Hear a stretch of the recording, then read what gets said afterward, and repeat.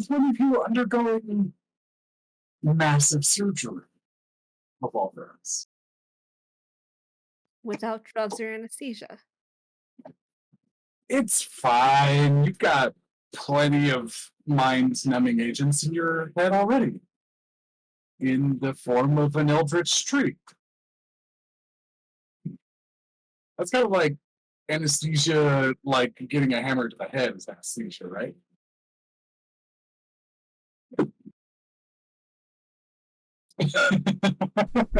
My logic is stretching. I'm very aware of this. So last time we got together and the group managed to stave off not one but two assassins, and through a very dire battle in which none of my rolls helped me. Um, I was killed off two assassins, one of them trying to escape with one of the other one's heads before they were able to head out. And you then were escorted almost immediately to the medical wing, in which a confrontation of many different elements of unknown behavior started overlapping on one another. And it ended with Margot, or well, it hit the crux when Margot ran over to a table, grabbed a bone saw, attempted to cut off her own hand, and was quickly restrained by guards inside of the room itself. Margot, or Dro, getting an idea of what was going on, then quickly finished the job by stealing a guard's sword, cutting off her hand. And, oh, that's right, Dro's over here on the floor in the dog pile.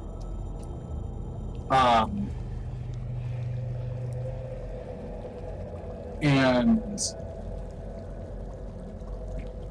then having a brief conversation that led to the idea that magical means were not going to help or work on this particular wound that Margot was dealing with.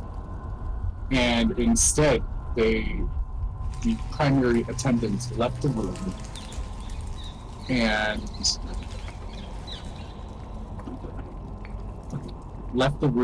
and brought in a tinker.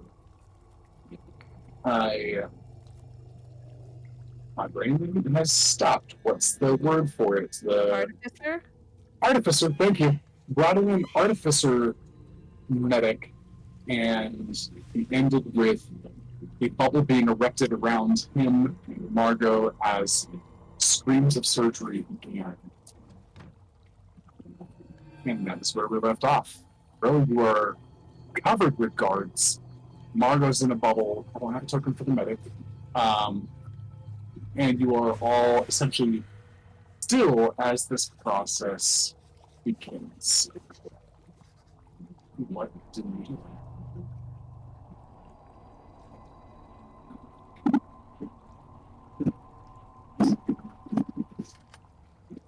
Remind me, did they move all of us against the wall?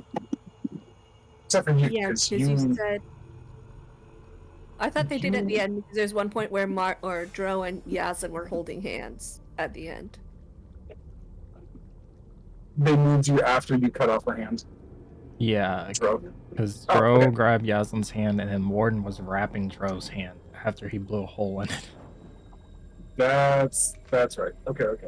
I had forgotten staging.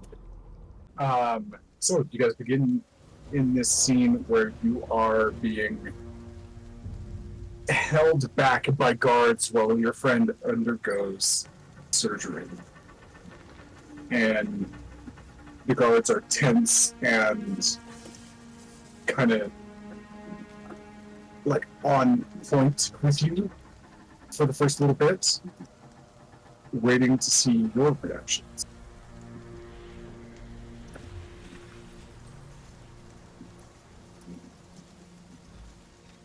Well, when the bandaging is done, Warden is just gonna stand up, holster his weapons, and watch. Not too much else he can do here. If there's, any big explosions or tree parts that shoot out from the bubble, then he might pull out his weapons and act. But in general, at this point, he's feeling relatively, I don't know, safe.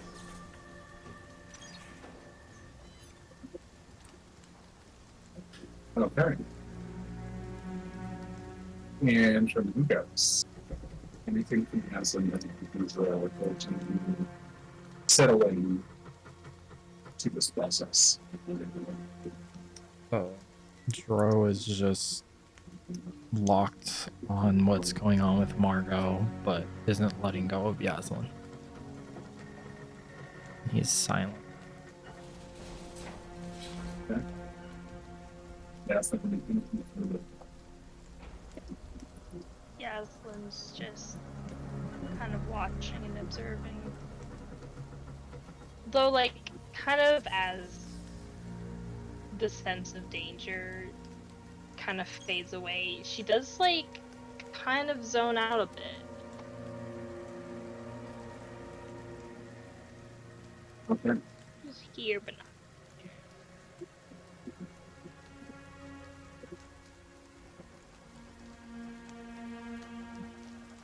Margot, the pain is frankly,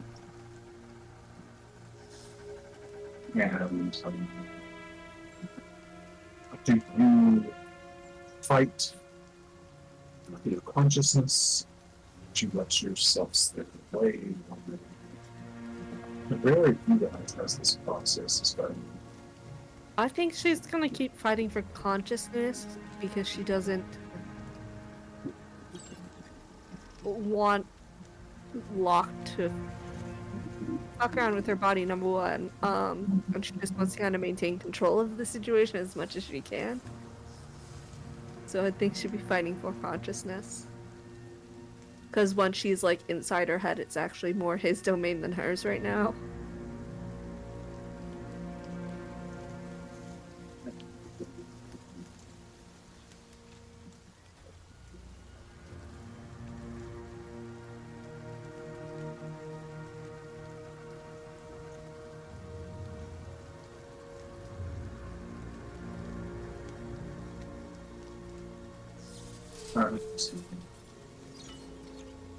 Give me about concentrations.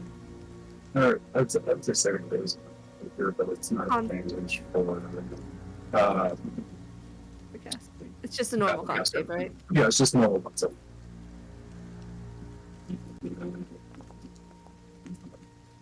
That was almost a 1. It's not that. Nice. 26. Okay. Give me 2 more. 2 more? No. What, you think the surgery is going fast? 15? There it is. That's about on track. 12?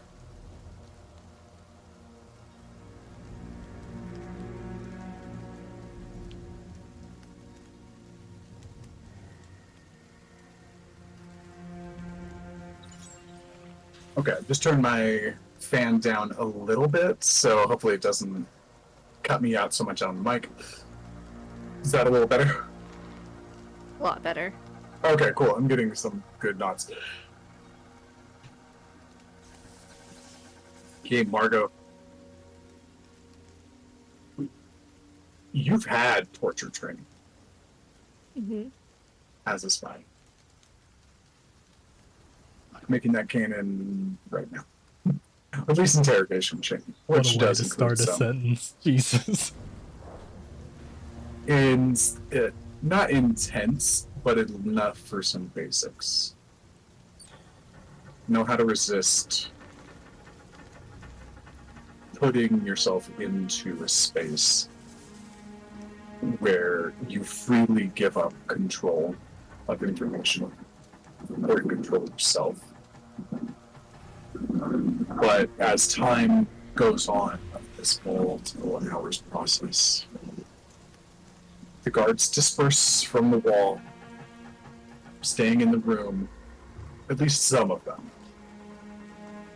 And a few get reassigned as things calm down in the room. You guys are free to move about the space.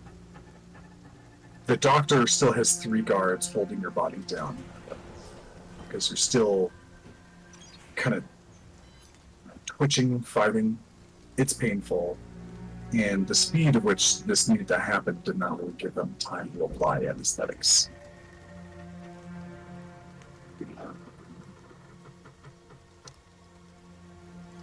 But as it goes on, the pain begins intensely, and at first it burns your willpower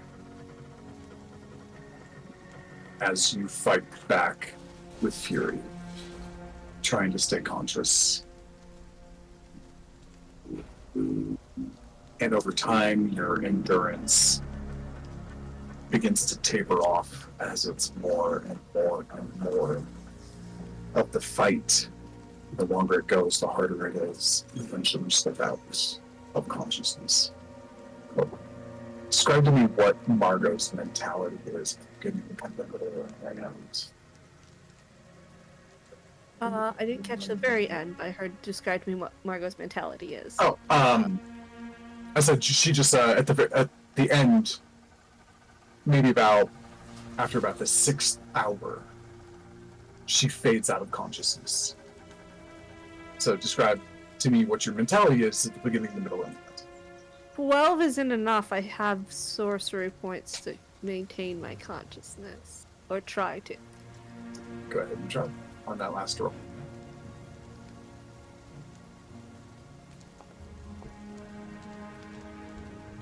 $21. Okay. You can feel yourself slipping. And your innate spiritual abilities, you tap into to kind of like burn your own consciousness stable. Like flaring music so loud that it like kind of hurts your eardrums when you're driving the road and you're sleepy. You do something similar where you flare just pure sense of magic in yourself, and it keeps you going. So where are you at as you avoid your own inner mind? I mean, I think the party sees Margot on the table, worse than she's ever looked. She's covered in blood. She's like sweaty, dirty. Her hair's a mess. She looks a mess, and she looks ragged and tired. But you can see she's still. I think she looks determined to stay awake, to stay conscious. She knew her brother fought against Locke for a while and was probably fated. There's not enough power for him to stay up fighting him the whole time, so she's doing everything she can to fight to stay conscious. And she's just staring across the room at Joe and Yaslin.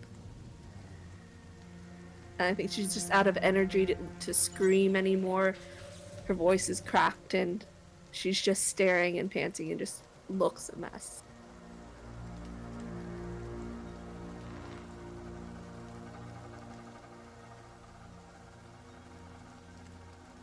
Muted. Marking that checkbox like real early tonight just to get it out of the way. This process is about 9 to 12 hours. It's a long surgery.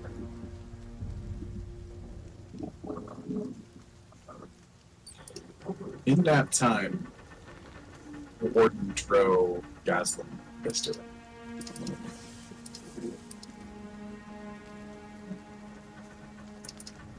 Or do you just continue to watch until it's over? Jero just watches.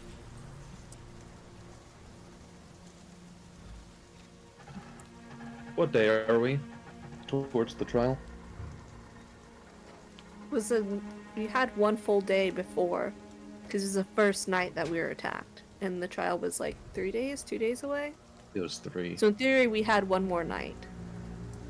Okay. Yeah, So we so basically your have trial- like a day and a half. Yeah. For it to hit. Yeah. Warden's actually going to request that a couple cards come with him, and then go look for the captain to have a little bit of a conversation with her. It doesn't take long to find her, and in fact, as you ask them about that, they inform you that she would be in sometime soon-ish. She's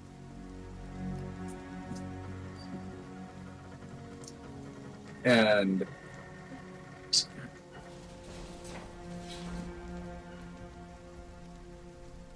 but basically, would you like to have a conversation with her in this room or a little bit more privately? I don't think it needs to be in this room. I don't want to distract from Dro and Yaslin.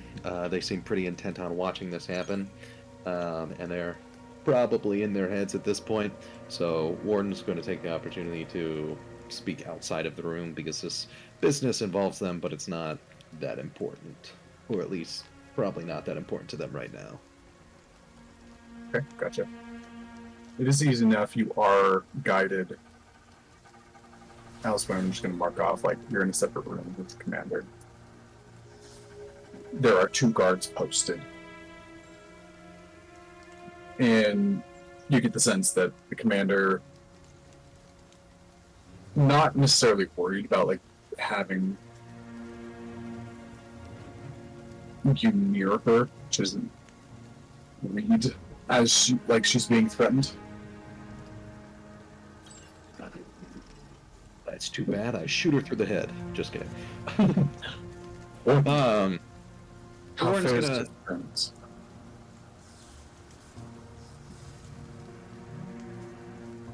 I didn't actually just hear what you said. Oh, I said, how fair is your friend? Well, from my understanding, I believe that they're doing halfway decent. As for the surgery, I mean, she's not screaming anymore, so that tends to be a good thing, I'd assume. Maybe. I don't know. It's actually something I really wanted to talk to you about. As you know, these past, 3, 4, 6, half a day of hours have not been really good for this particular group of people, and I would like to request a delay of trial. I do not believe that my friend Margot will be able to recover in time from, having an arm lobbed off and whatever possession thing is happening with her.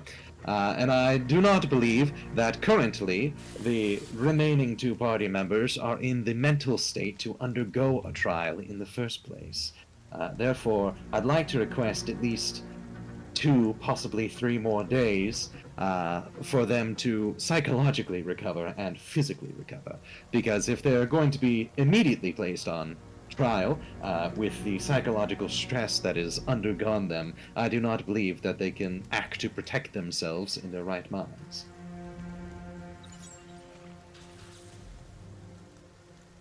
A feasible argument. What is it that you hope to gain other than additional recovery time? Well, I intend, since I've already been here for about half a day, to traverse the city, talk with other people, and see if I can't find any leads to come to these people's defenses. Naturally, I will not be leaving the city because I really have no reason to currently, and I'm not the one on trial here either, so what's it matter if they get convicted or not? But more so, I think that it's just good that they would have the time for themselves, and that I might be able to bring some representation for them.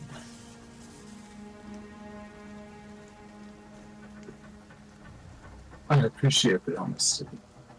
Of course. I mean, if I were to not be honest right now, and you were to see me running all over the town, then you might think myself an accomplice or something else. I just know that they've not had enough time, and I don't think that anyone would actually come to defend them because, well, not enough time has happened between their being arrested and the trial for the word to get out in the first place. I'd assume. You assume a few things. Go ahead and give yourself give a persuasion check for this first portion of the conversation. Now that's perception. That's persuasion. Oh, I missed Dolphin. It's almost a nat 1. The drunken bud with no charisma stat is your current spokespeople, or is your current spokesperson. Just so you guys know. My charisma one has her arm lobbed off. I was gonna so. say, yeah, our sorceress is kind of a little fair. occupied. Fair. Right. You assume much. This is not a public trial. There is precedent for a public trial here, but there is also precedent for something a little more closed door. In special cases, one such as this qualifies. It will be held in a courtroom with a panel of sorts. Witnesses will be called, the usual, the like. But that it is entirely high profile.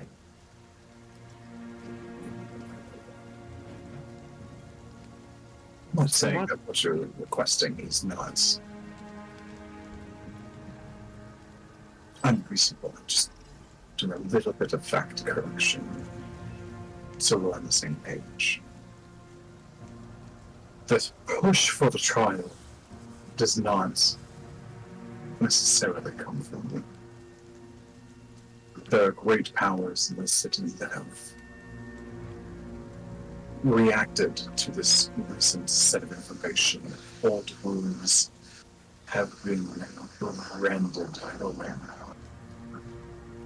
And tempers and emotions are high. Rapid And so- action is being called for. What would be the difference in this case between a public-facing trial and a private trial? Simply the ones who have been wronged are higher up, and there's not a public sort of crime. Ergo, there are pulling of strings happening. There is no public jury in this sense. Decided by the panel, which is largely composed of students. Myself being one of them. Although, as much as possible, I will keep my hands out of the decision-making process unless it isn't deemed necessary, as I'm close to the on-the-ground details as to not infect any sense of detention.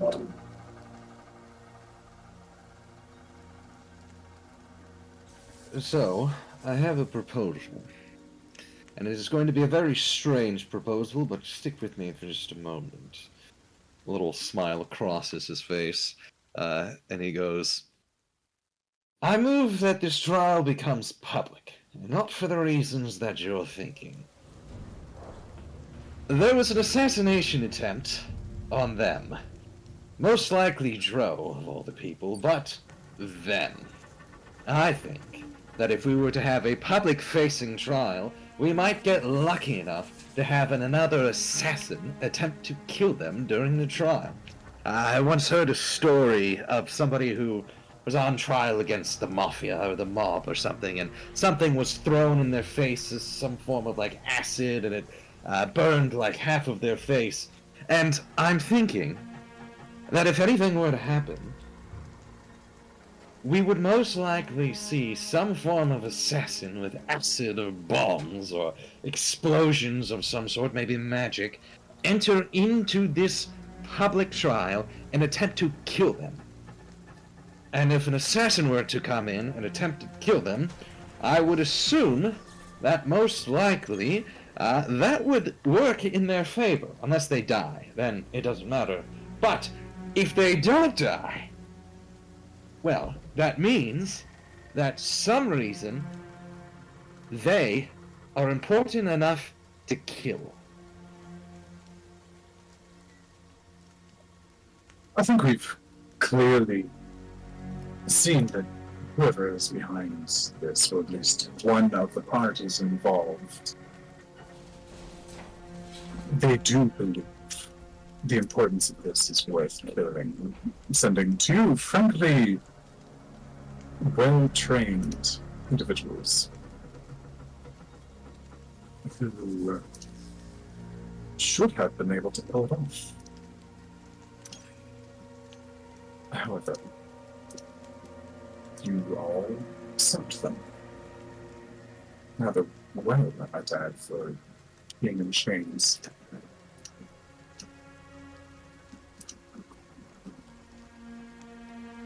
I think the importance is not the fact because they've already shown their hands with that particular subject.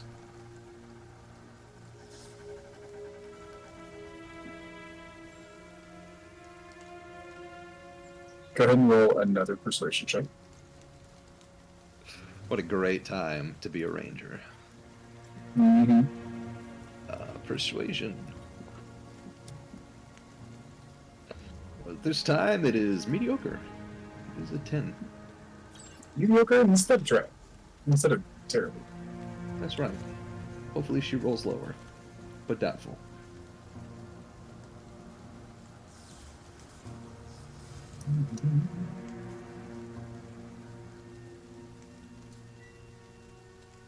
Just saying, Warden has a lot of good points. He just doesn't say them very convincingly.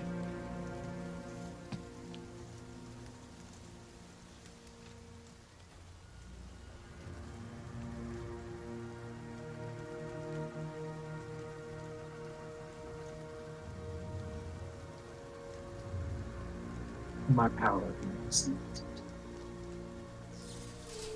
In any old case, I could quite easily make the executive decision that you were requesting and saying if I would backward.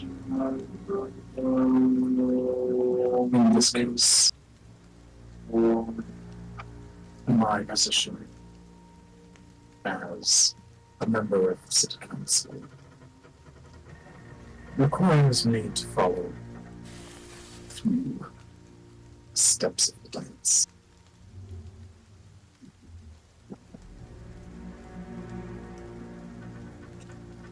The arguments are not without merit.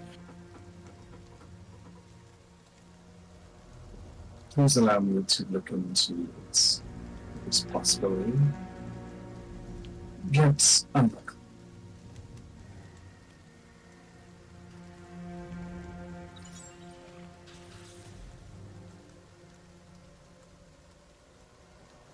She pauses and hesitates.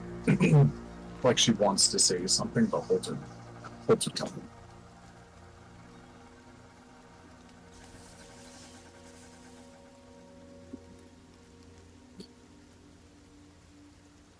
From what I understand, the infirmary, Dro himself is minimally injured.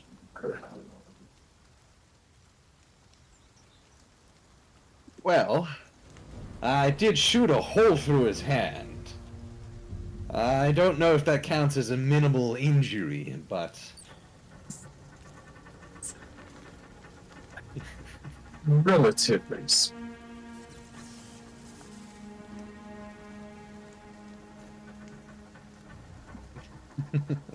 That is true. I He would was ass- also stabbed multiple times.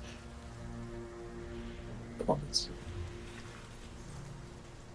From what I understand, the medicine and magic should be physically in top condition by about tomorrow.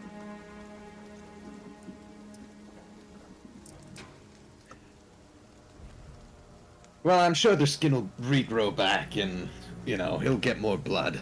Body produces that, plenty. But, I do have a final question. It's been a couple hours, and I'm curious. Have your divination mages been able to talk with any of the dead people and discover anything? I'm thinking that since this is a private trial and I will not be able to bring outside people in, the best thing I might be able to do is to talk with you and other council members before the trial, and also to attempt to find who sent these assassins. Because if I am able to bash their skulls in without killing them, of course, not lethal, or else I'd be, seeing a trial myself, perhaps I'd be able to bring them in and give them a little bit of convincing to admit to the attempted murder that they attempted.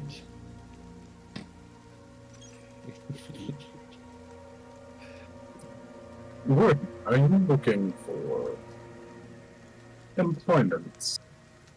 You seem to want to do our jobs.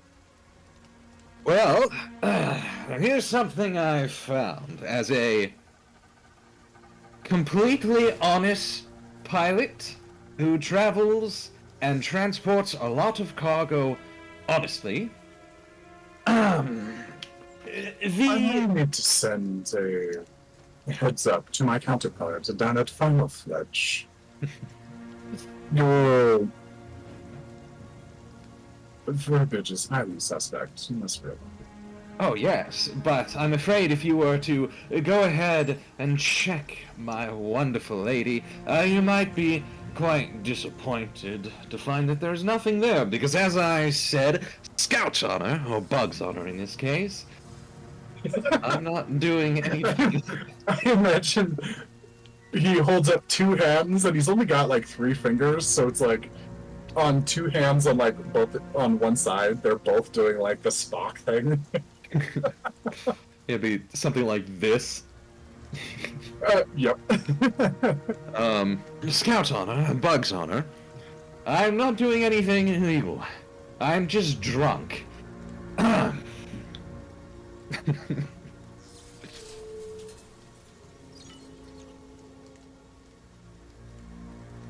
But as for a job, I don't know if that's actually serious or not.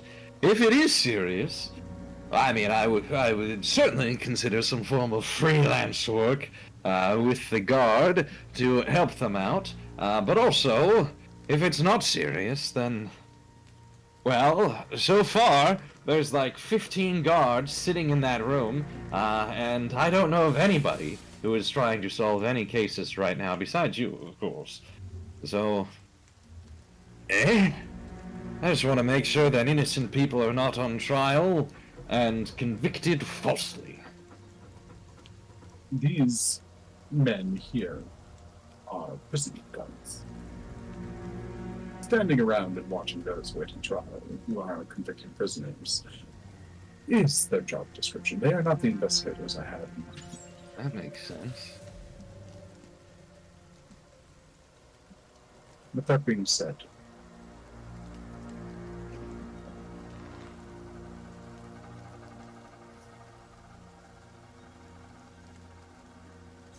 I believe you've all had an emotional, physically taxing way.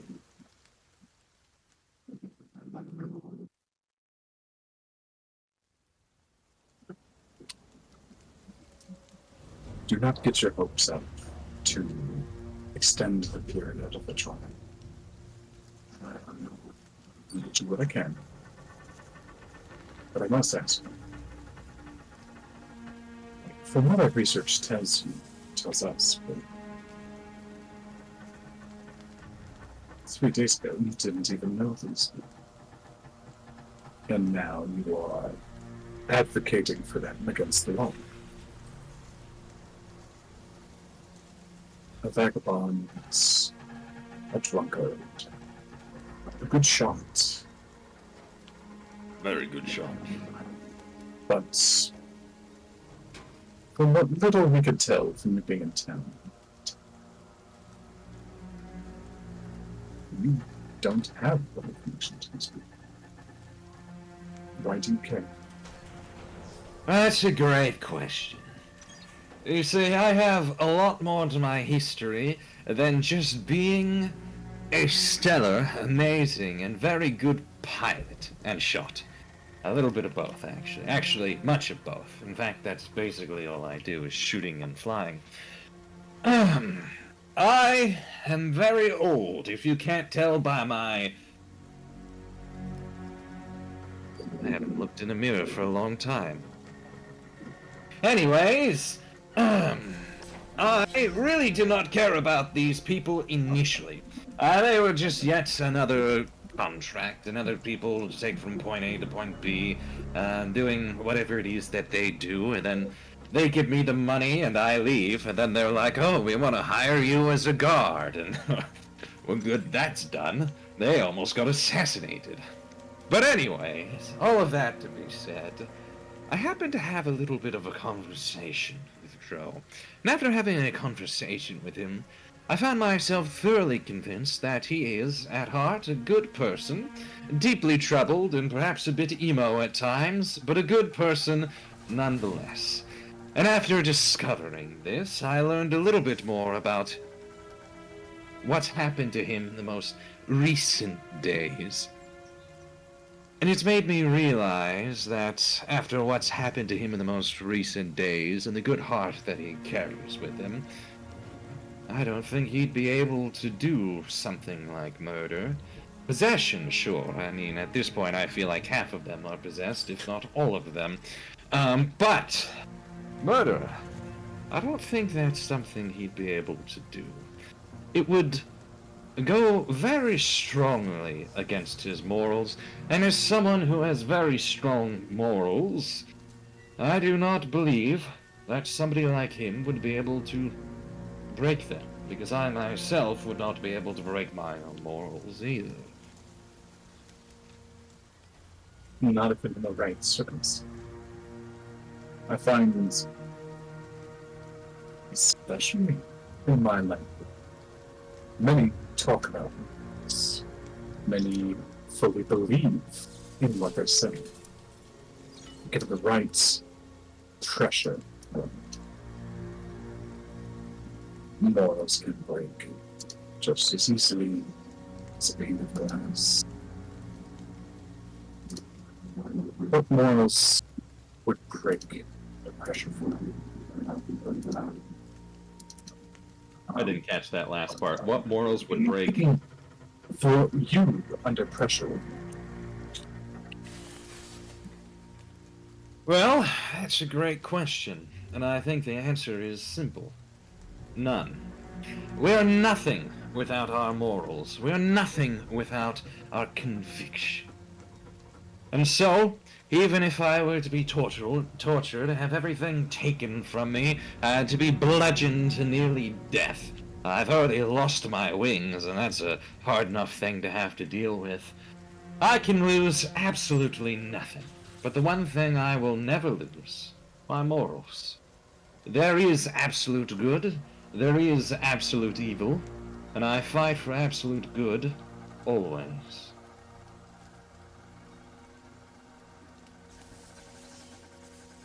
I expect the word a better place if more had your convictions. I think many do. I think that, however, in certain situations, for people who have a little bit weaker of morals, it's a little bit easier to bend them. I mean, in the case of a thief stealing a loaf of bread, he's broken the law, therefore, he's done a bad thing. He should be arrested and placed in jail. But that loaf of bread ended up going to his sister, specifically her starving child. And so, by allowing her starving child to live by giving it food for yet another day, it means that he is a good person who is altruistic and cares about other people. The question is the law in and of itself always morally good, crafted from morally goodness, and meant to enact morally goodness? Or are the actions that we do as people morally good and meant to help other people, even if it might go against the law?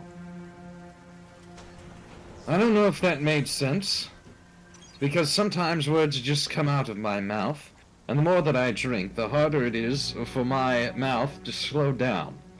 But in my mind, that makes perfect sense, and it sounds right.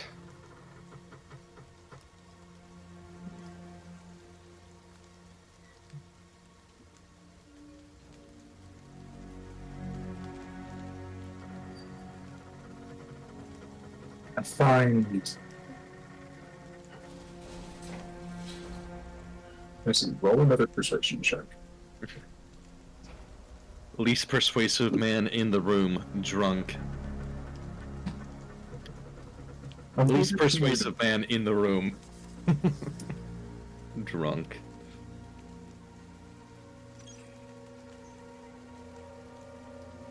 I'll give you advantage on that.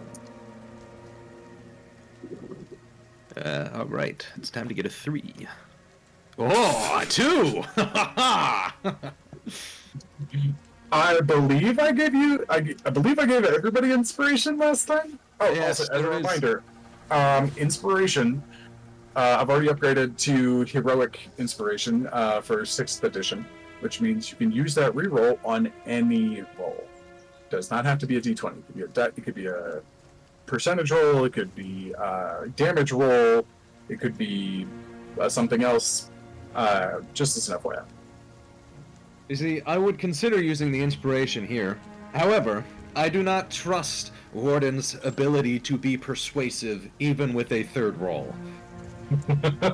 We have only seen tonight that No. he says stuff that makes sense, but it's pretty not convincing. Mm-hmm.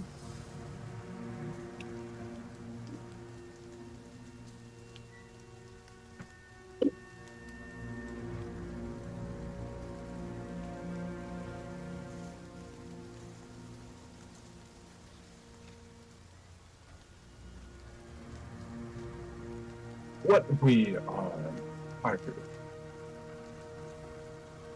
which has been quite a fun little debate, is not something I am unfamiliar. I am aware of the following as I am. The embodiments.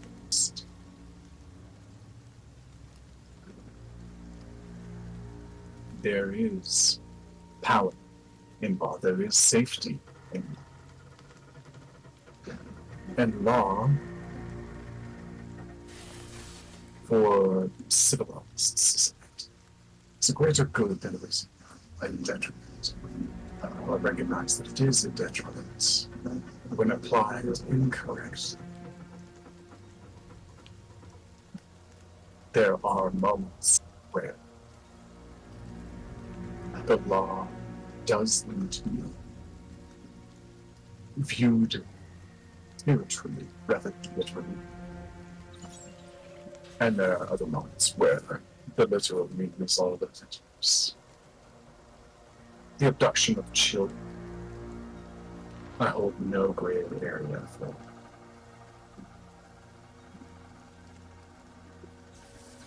As an example. No. There are gray areas. If done to protect and seal someone out of love rather than greed or unreasonable justifications.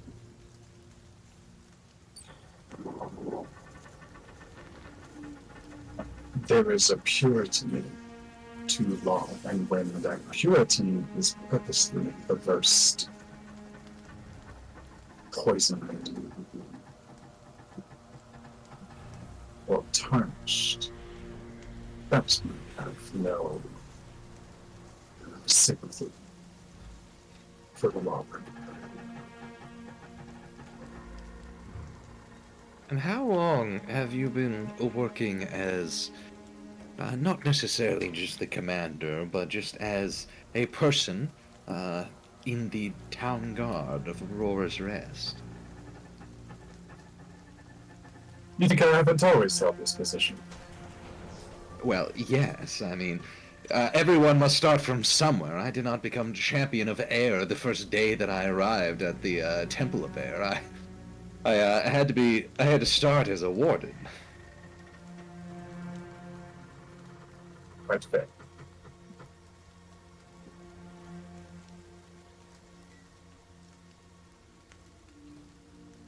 Over 50 years.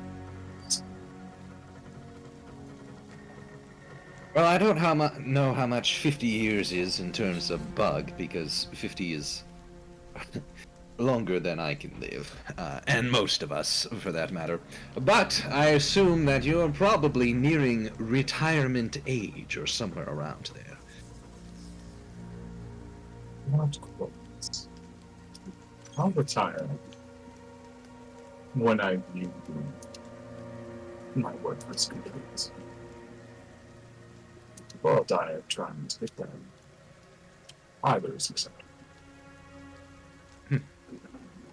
Well, I hope the day arrives in which something happens which is quite morally gray, and makes you question whether or not the law itself is inherently good. When it comes to the abduction of children, most of the times it is a bad and negative thing. However, if the law were to give custody of a child to a neglectful parent, unknowingly that this parent is neglectful, and the children were to be directly harmed, but let's say in this case the father were to step in and abduct the children and bring them to an actually safe environment in which the children would thrive, well, I would assume that as a good thing, even though the law would see that as abduction. And I hope a case like that happens to you, and you're able to stay up late at night, hopefully drinking, because, well, it's always fun to drink alone, and pondering this case, pondering that morally gray area, and see if the law is still righteous.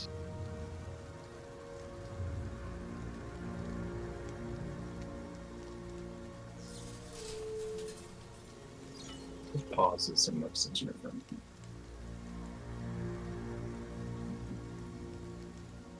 Allow me to ask you something.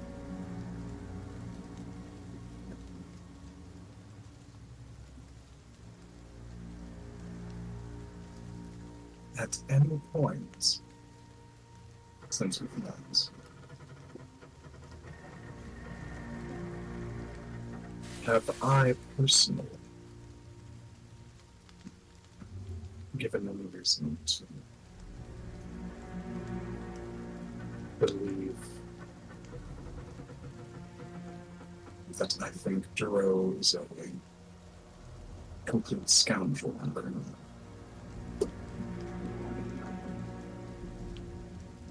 This is where I'm going to do an insight check, and see if I can't determine if there was ever a moment where she thought that he truly was the bad guy. Sure, go ahead and give an insight. So many tabs open. 15. Yes, 15. You are very familiar with bad cops who don't take everything into consideration.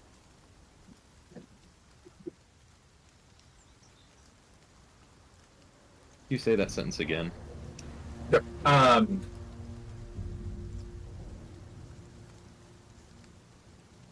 You are very aware of bad cops who just look at the surface level, lazily accept it, and then move on to whatever the consequences are from that.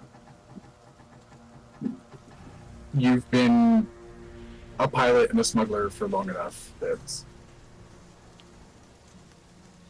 you've seen it happening, and you're smart enough to not get caught for anything yourself. But you don't sense hasty decisions from them.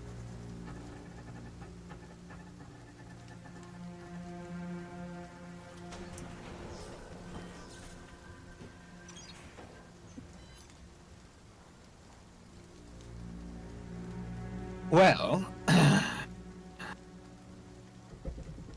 you did rush in to when the person was covered in like mandibles and bug stuff and on fire, and immediately arrest everyone, including a diplomatically immune.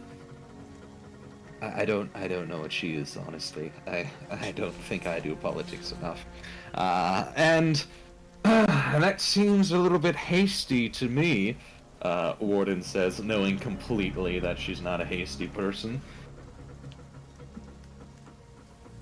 Diplomatic representative. We do not hold the concept of diplomatic immunity war's wrist. Regardless of who, you are still responsible for your actions. I understand the concept. I have no patience for that.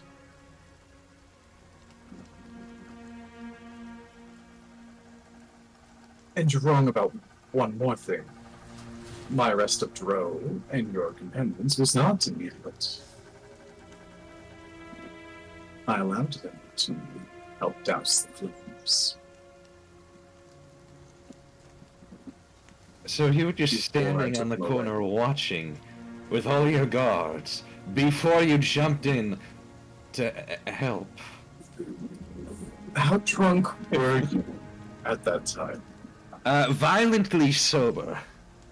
Perhaps that was the problem. Well, I do think Myself- better when I drink.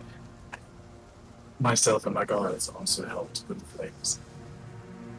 But I wouldn't say no in the time of crisis to a few extra hands trying to do the same thing, so I allowed Dro and yourself. The other two seemed incapacitated at the time. Well, one of them was. I think the other one Yeah. cast like a rain spell or something like that. But I do remember I did shoot the fire a lot. And it Which did knock was- us out. Which admittedly was very interesting to watch. I've seen flames be put out by a gun before. Yes, Oh, it no. shoots compressed air. No actual bullets. It can be very non-lethal. Or very lethal if you're up close. Kind of like that little thing that they use for cows. They shoot right through the forehead. Also, it sounded like a cow. Right there. I assume that was a car going by, but it kind of sounded like... That's funny because I didn't even hear that. Oh, I do believe the magic woman, Soldiers, she did generate some knowledge as well, but I believe she was mostly entranced with making sure the one buried under the rubble didn't fall asleep forever. We call that dying. But yes. Well, I thoroughly do appreciate our conversation today. And even if you do not see things from my point of view, I appreciate that you are willing to have this conversation in the first place. Because a lot of the times what ends up happening is people will be sitting on my ship, I'll pull out a deck of cards and they go away, you weird bug person. Go pilot the ship. Who's piloting the ship? Who's piloting the ship? To which I then return and pilot the ship, but it can pilot itself half the time. I was with you until that last sentence. You lost your credibility on that final comment. I'm aware of what it looks like when someone sees someone different than themselves and she gestures to the cracks running down her face. And treats them differently because of it.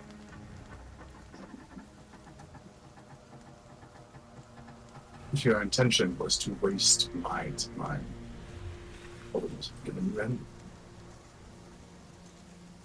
I do not believe that was your intention. So I hear the conversation. I'm glad I didn't. If I was wasting your time, I'd also be wasting my time. Because currently it is quite valuable, as I need to go, as I explained earlier, talk with other people and attempt to find assassins to attempt to clear their names. So I do find that our conversation was quite valuable and not a waste of time. And that's why I wanted to thank you for it. As I said, I will do what I can to get your hopes up. It is likely the trial is still held to me. As if you are going to go scouting for your own evidence. Go scouting for your own what? Evidence. Oh, evidence. Be swift about it. I will have my investigators looking as they currently are, continue to find more. Very well. I will be as swift as I can, while staying within the limits and confines of the city and under the watch of the City Watch. Let's see what I did there. I will be returning to my companions now, if you'll let me. I have a little bit of a discussion with them. And then, well, I've got places to be, people to meet, and all of that. Lovely talking to you. This is Warden- likely the most stimulating conversation I've ever had. What? One hand shoots up with a thumbs up, and then another, and then another, and then another, as Warden turns around with 4 thumbs up and walks out the door. Although Back it over to the isn't party. Although it isn't my first conversation with Bug. She returns to her papers.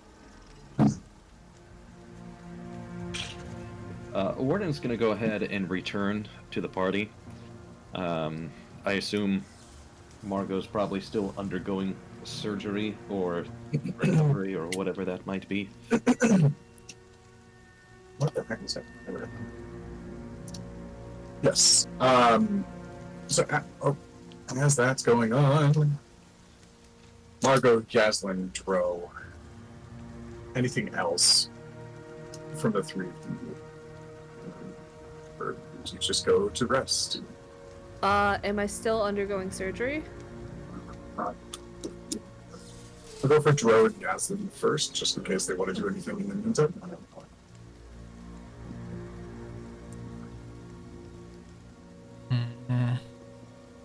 I think Yasmin's good. I think girls just gonna sit there and watch, but probably slowly drift off. I would imagine, since he didn't get great sleep to begin with, and then all the adrenaline. I think everything's wearing off, so I think will struggle to stay awake, but Okay. eventually give in. Dro and Yaslin, the two of you are further attended by physicians and healers. You do get yourself a full, long rest during this process. Margot, you're still undergoing surgery as Warden returns, and we'll flip back over to Margot after the conversation he said he wanted to have. Wow. So, Warden, you come back in. Dro and Yaslin. Dro's sitting down on the bed. Yaslin is just standing and watching, or where are you? Yasmin's. She's probably on her bed. That's probably where she ends up.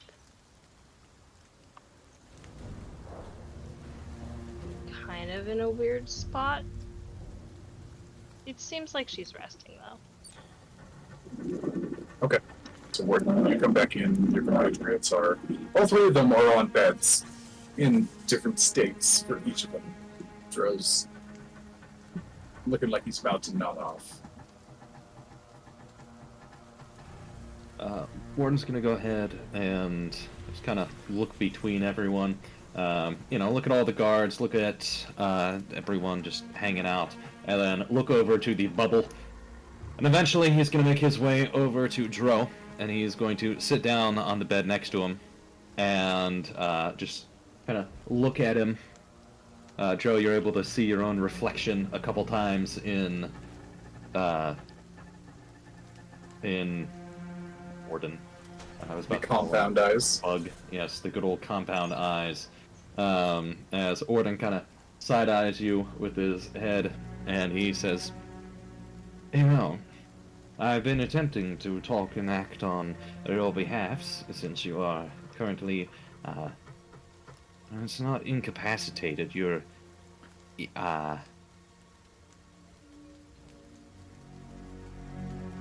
incarcerated. That's the word.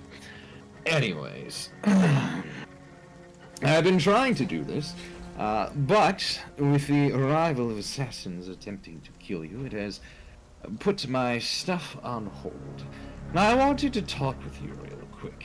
I wanted to know, do you happen to have any sort of idea or clue where these assassins might have come from, and why exactly they wanted to kill you? Because the town watch is off there doing things, trying to figure out if there is any evidence. But this is going to be a closed trial, which means that in order to help explain your innocence and everyone else's innocence, I will need to talk with each of the juror people, council, city council, and I will have to go and attempt to find the people who hired the assassins to kill you in the first place and figure out why they wanted to kill you, or if they were trying to kill the diplomat.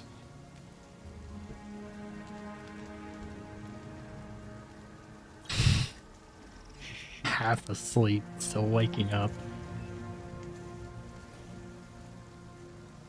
I'll sit and think. Honestly, I wasn't well known throughout the city. For the most part, stuck to the temple, but it's ironic that after my such pleasant conversations with the commander and informing her that information I had found out about Freya's death and an individual by the name of Garlax, that she was unaware of it, and my knowledge, there was only 2 people that knew at the time.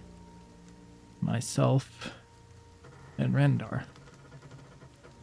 And then the rest of the group.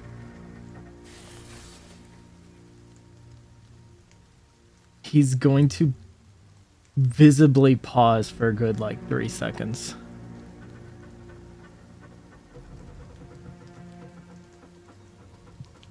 Besides that, I don't really know. There could be a possibility that the higher well-known families could have been involved.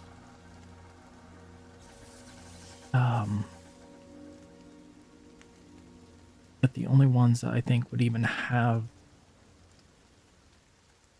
relative power would be Black Moons, which I've already told the commander, and she's aware of the shady business they do.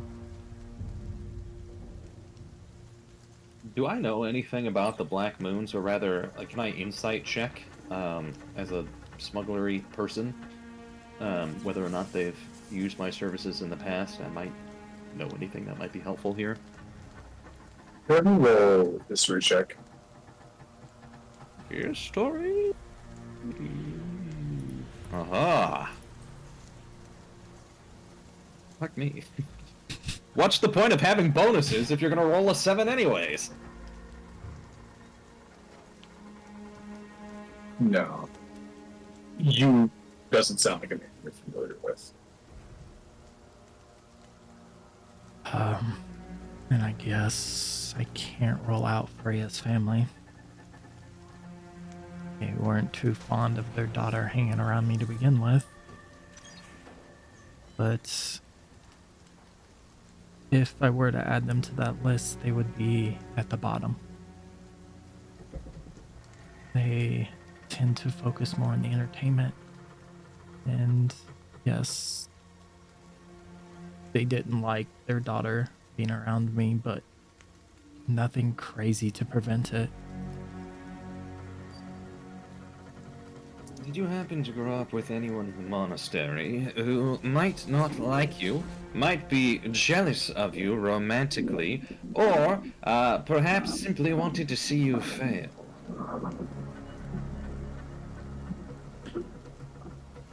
Can I roll a history to see if there was anybody like that? Yeah, go ahead.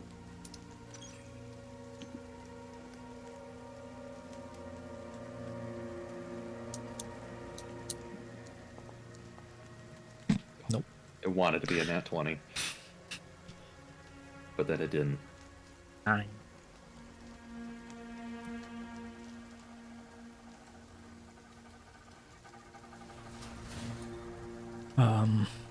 You had some enemies growing up on the streets. It's difficult to make ends meet, difficult to find places to sleep, difficult to stay warm, difficult to compete with others that are also struggling. Occasionally there were those that didn't end up on the good side of your physical abilities. But nobody stands out. Certainly not anybody from the streets capable of this much maneuvering. And you, because of your upbringing, you don't have an understanding of anybody powerful enough. Like, Ray is essentially like the only, or Freya is the only clout-wielding person you ever really interacted with besides Randar.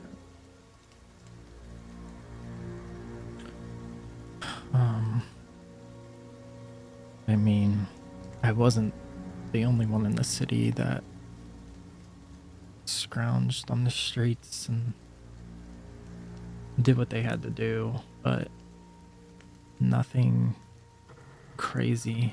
I mean, I tend to stick to myself. And if I wasn't, I was training under Randar or I was with Freya.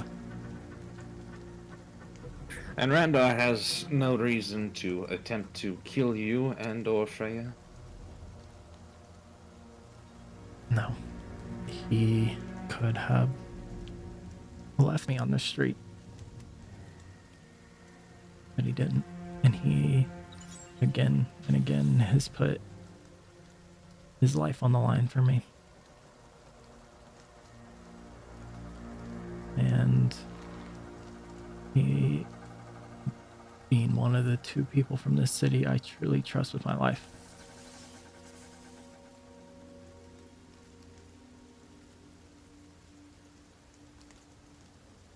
There is one more person that you've interacted with before. It's like you met her once or twice. It was Iona Thornvale. She was Freya's mentor, and she worked at the temple quite often.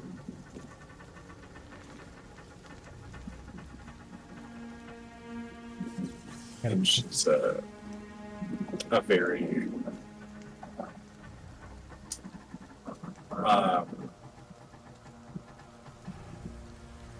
philanthropic figure. She helps the needy and the destitute. She's one of the few that like actually advocates for like homeless programs and food drives and helps to supply to those who need additional resources. Was the relationship between myself and her like similar to how Freya treated Dro?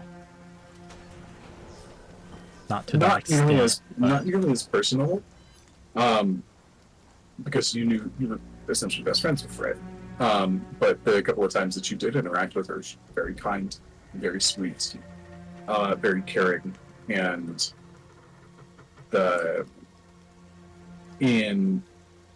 she's an instance where the reputation seems to match the person very well.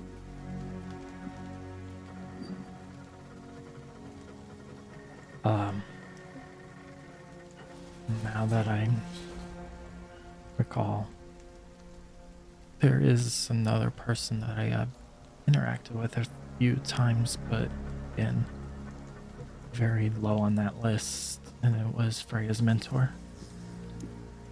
She, similar to Freya, kind-hearted, and didn't look at me like the street rat that everyone else in the city did. Well, you've given me quite a few leads, and that is quite helpful.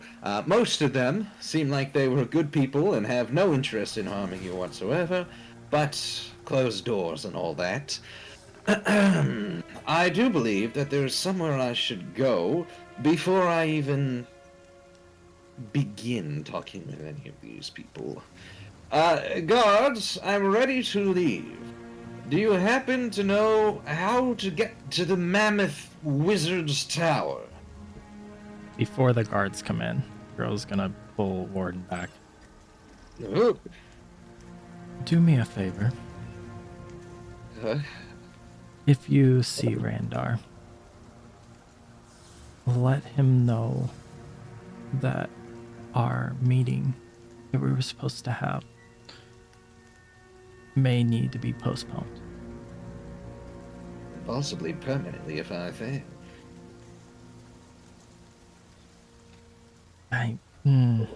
That's why it's Yes. not gonna happen.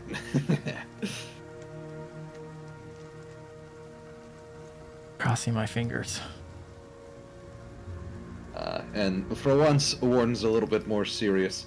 As you hold on to him wherever you grabbed him and pulled him back from, and he's going to look you dead in the eyes, and he's going to say, "We're going to find a way out of this. I know you're innocent, and I know that you're a good person.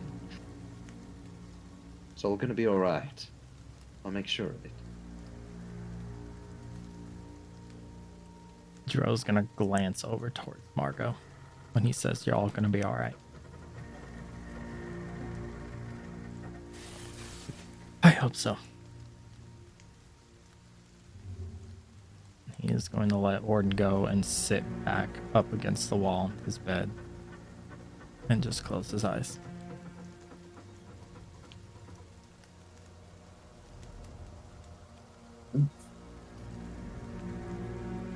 Margaret and Warden, you are escorted out of the prison. The guards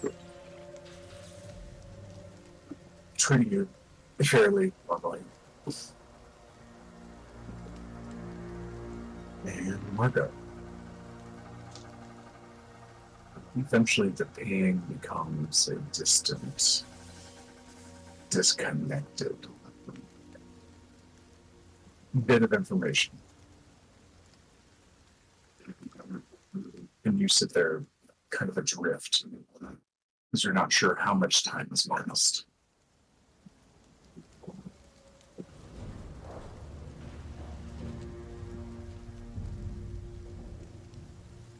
Where are you mentally? What are you doing? Or are you just letting it right out? I think she's just focusing on staying conscious and keeping her eyes on Yaslin and Joe.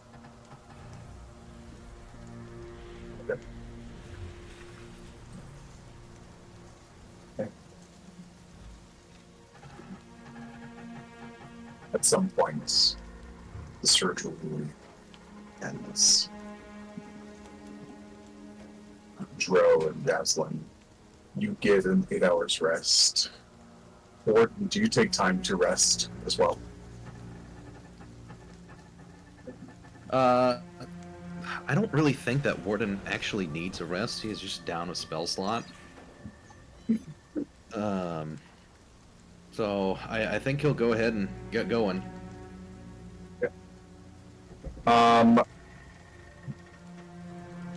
As I think about this more, Marco, you don't sleep, which gives you a point of exhaustion, and you've undergone surgery, which I think gives you a point of exhaustion. If it was just you having insomnia and you don't actually rest for the night, that would give you one anyways, and this is No, you're right. just not quite that nice. So both our powerful kaiju wielding women are at 2 exhaustion levels, I believe. I think Yasmin's at 3 still. And she was at 4 yesterday. Several exhaustion levels. Yeah. Jaslyn is still One. very tired. She's just existing.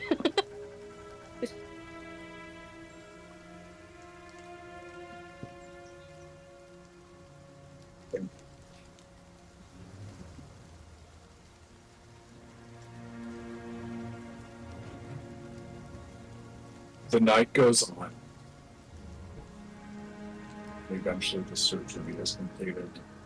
It's in the middle of the night. Probably around. So you guys slept while you were in the prison. Got interrupted, shuffling around, brought into the ward 9 hours later. It's actually probably about mid-evening of this morning. It was 6 or 7. The lights in the Aurora sky and the falling streams of light as the occasional ripples bash into each other and drop energy towards the city are just beginning to emerge and become colorful for the night. And that's about it. Margot's surgery is complete. Dro and Yaslin probably have 2 to 3 hours worth of rest left after the surgery is complete to get a long rest, because you didn't start sleeping until she was already a good ways into it. And so Margot, you are eventually left and the surgery is complete.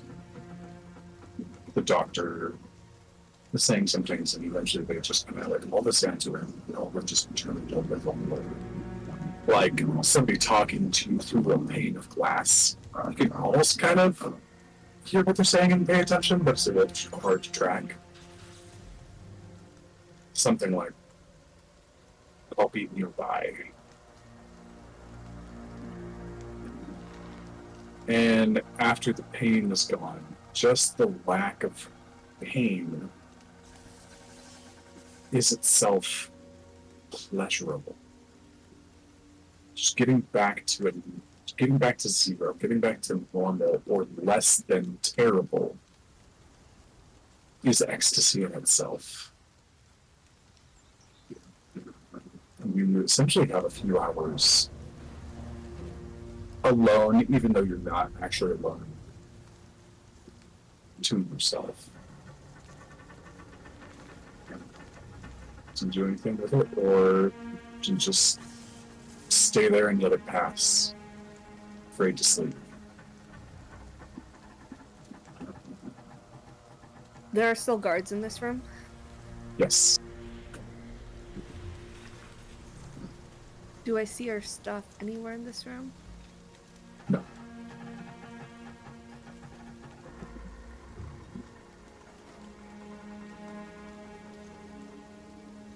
I'm looking You're at also something. Hold on. you're also still shackled to the table with the anti-magic cuffs. I didn't know they shackled me again. I would have tried to fight that because that was the whole point. Is like I cut off my own hand to not be shackled in those cuffs. If I'm re-shackled, she would like. Could I roll to try and fight that? Though she will cut off her other hand if she's cuffed again, because that means she can't use her power to protect the group. That's the whole reason she cut off her hand, was to use her magic to protect the group, and she tried to argue that she stays unshackled to keep her magic. And then the lady put her to sleep. You were trying to argue that you all stayed together, which is when she put you to sleep. And she stays unshackled so that she can use her power to protect the group, because clearly no one else is doing the job.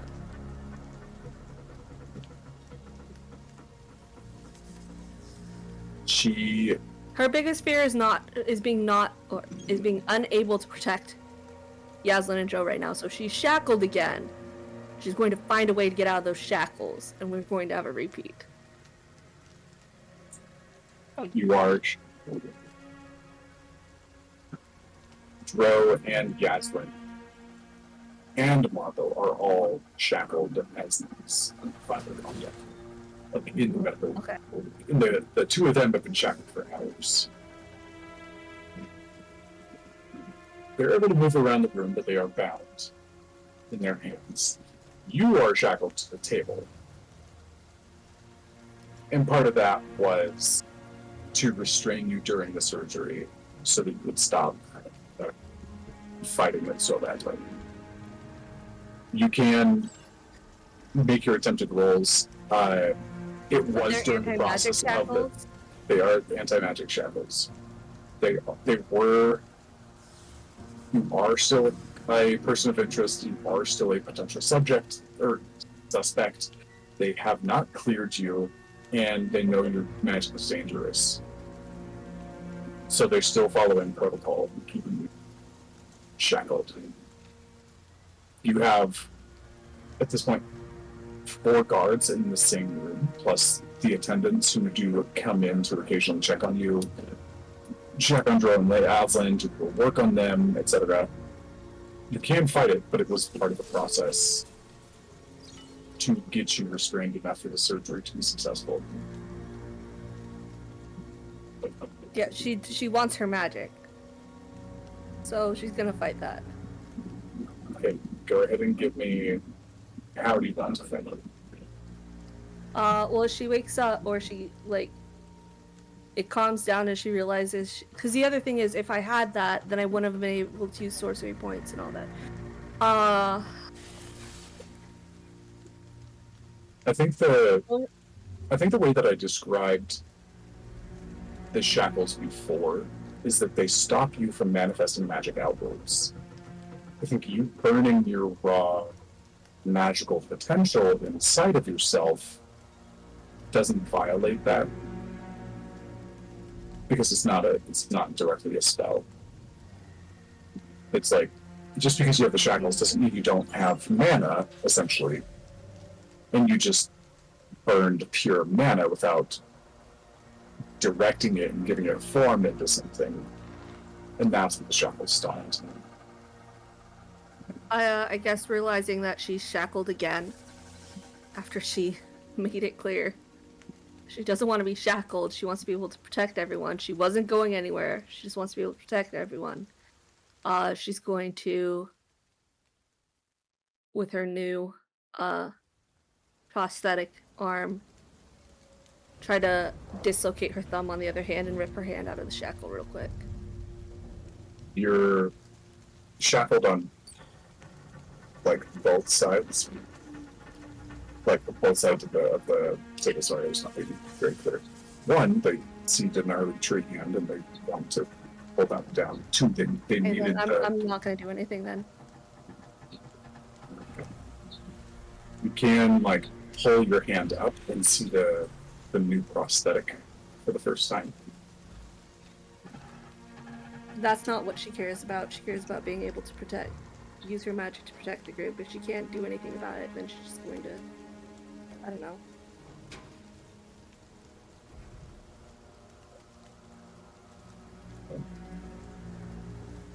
There are guards nearby in the room.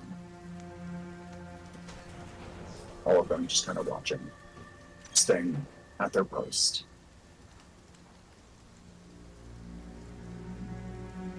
And Margot, do you let yourself fall asleep at some point, or do you continue to remain conscious? No, she's keeping her eye on Joe and Yaslin. Okay. Got it. You do have the mobility to like sit up. You're still tethered to like some equipment that's like keeping you hydrated and all of that as well.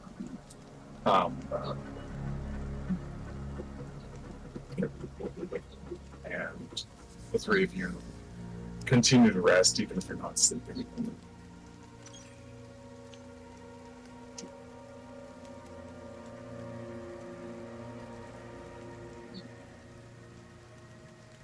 One of the guards sees you, Margot.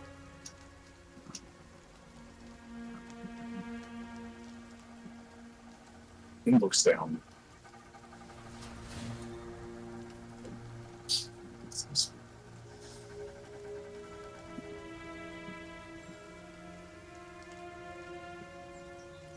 Trying to different. He kind of looks at you like, hold on the containment.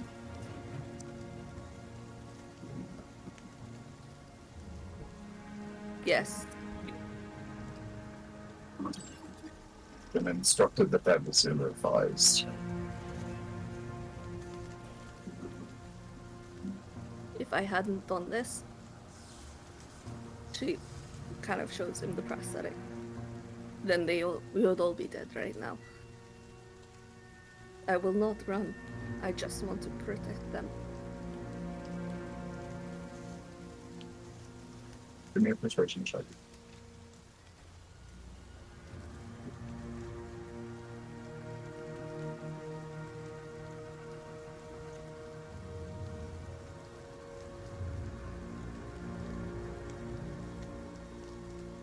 I'm gonna restore to make it normal. Because I'm rolling What's at up? disadvantage. I'm gonna restore balance to make it normal because I'm rolling at disadvantage. Okay. And 13. 13. Commander Wendell is aware of the sacrifice. And that's the outcome not so fair. If you would have not done so.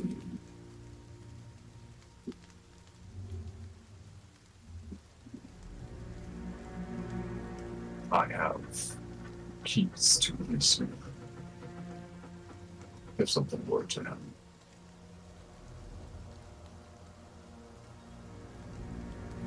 Kind of looks down at you, kind of turns his head back up as he like stares back into the rest of the room, keeping himself there ready.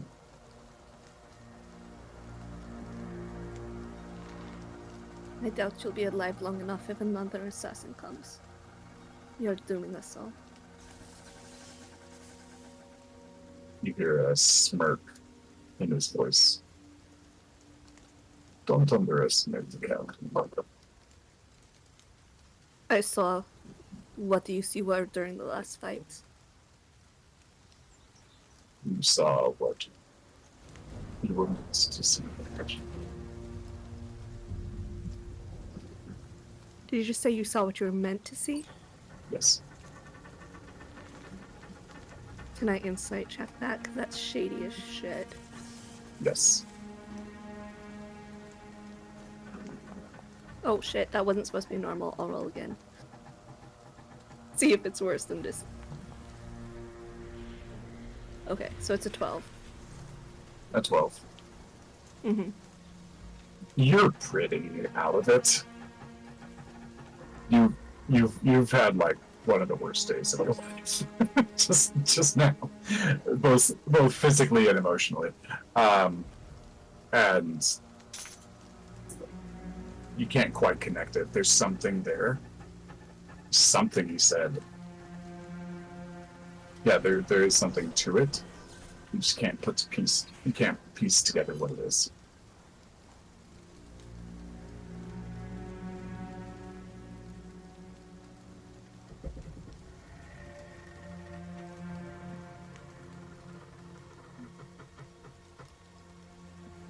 See, I can't do anything. Okay.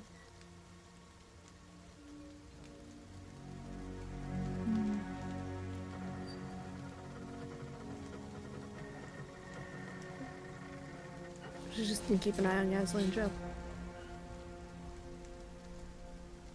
Okay. The rest of the night inside of the infirmary. Margot, you're out of your companions. You're essentially the only one that's awake. Do you want to, like, do a keep watch round?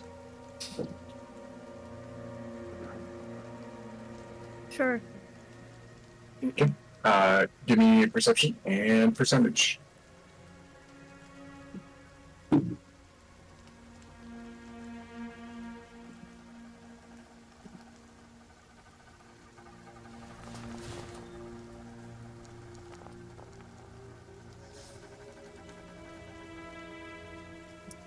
Okay.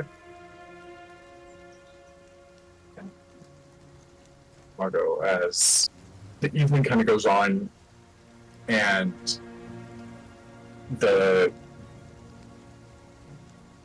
next morning for this room begins to come, as although all of you have had more at this point, a couple of hours from the point where she has this conversation with the guards, you guys have all had your 8 hours rest, except for Margot. But you can continue sleeping. Your 8 hours rest would be up for Dro and Yaslin around 10, 11-ish. So there is more time to add until tomorrow, the expected time where you're escorted to trial. You're welcome to do something with that, or you're welcome to rest more. And Margot, if you do want rest, you do have 8 hours in front of you for you to be escorted to trial. I think if she can't use her magic, she's too scared to sleep. Okay. Got it. As long as she's cuffed, she will not sleep. Interesting. Okay. Drone guys, anything for you guys or are you just taking the extended night? I think Jiro would eventually get up, get as much as he needs to sleep, and then get up. And I think at this point, when Jiro fell asleep, the surgery was going. He wakes up to less people in the room. Margot's surgery done. He's going to walk over to her bed, just sit on the side of the bed. She's still awake and her eyes are bloodshot. Deep bags under her eyes. I think she's like sitting up in the bed, kind of like slouched over, and her hair's just a mess falling in her face. She's cuffed on each side of the bed. She's still covered in like dirt and blood and dried sweat. Are Dro's shackles still deactivated? New shackles. Okay. Yeah, because the other ones fell off of you, I believe. No, No, Margot they- dispelled them. I just deactivated the magic in him.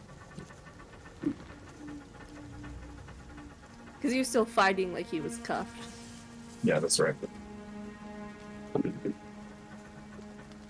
Yeah, that's a natural 17 on perception or on Arcana. One of the one of the guards would have recognized that the enchantment was gone, so they switched it out. Dro's just gonna sit on her bed and just stare down at her new arm. Margot, go ahead and add an unwanted magical item to your inventory. You now have a prosthetic limb. So I've been trying to update my D&D Beyond sheet, to Forge. Oh, that's not the right character. Hold on.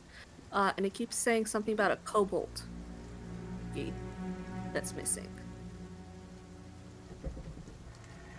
A cobalt cookie, right? Yeah, every time I try to import my updated D&D Beyond character sheet, it gave me an error.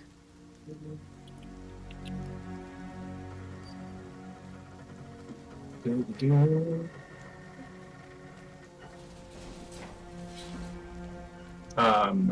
that to get the new art too, but it was not.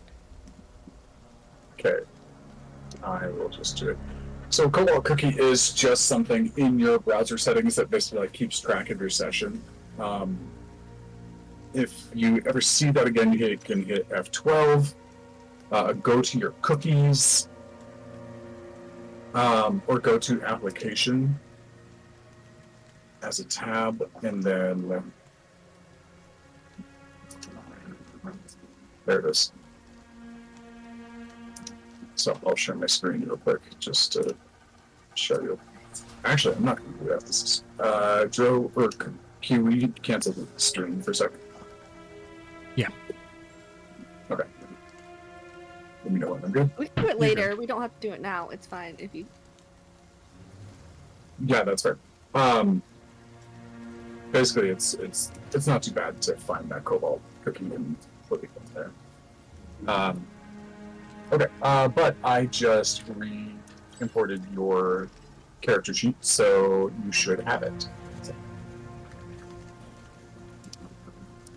I do. There it is. Okay. Excellent. Would you like to share the pretty?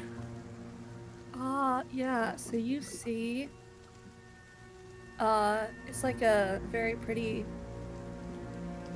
deep blue metal with, it's kind of varnished blue with a bit of, where the blue's faded, it's got kind of a gold bronze kind of coloring. I'm dropping it in the chat.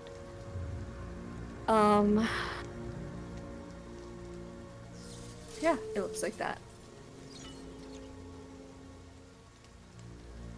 And as Dro sits down next to her, she just kind of leans against him and she says, "Thank you. Thank you. It was. You saved me. I'm sorry you had to do that though."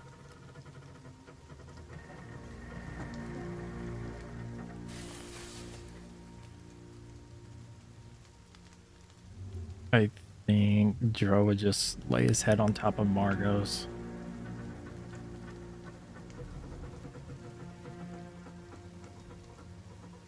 What happened?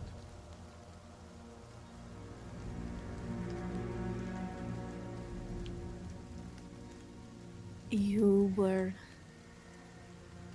dying, and Locke said he had a way to help. He broke one hand and cut the other off so I could use my magic to get these cuffs off. And then he tried to replace that hand with one of his own. And I didn't want that. He already has one. But I did it to make sure you came back, and I would do it again.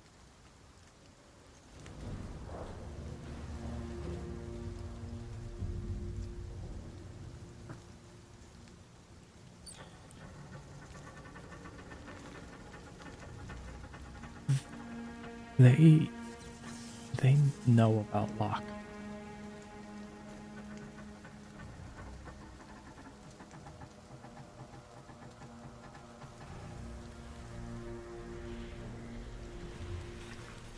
plays out in the trial.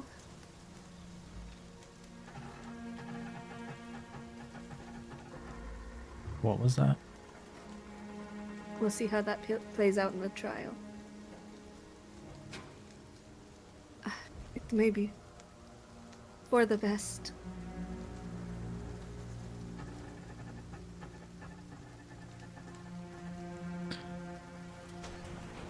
This whole time, Joe is trying not to look at you. But the dice hate me. I think at this point you would feel a tear fall on your head.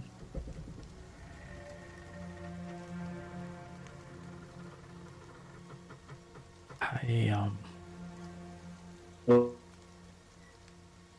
feel a tear fall on your hand.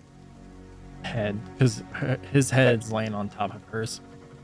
Okay. Understood. I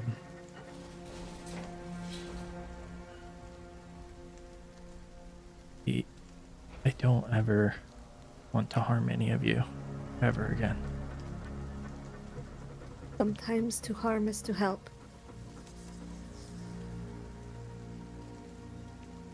I won't. I don't ever want to ask you to do that again. But I am grateful that you did.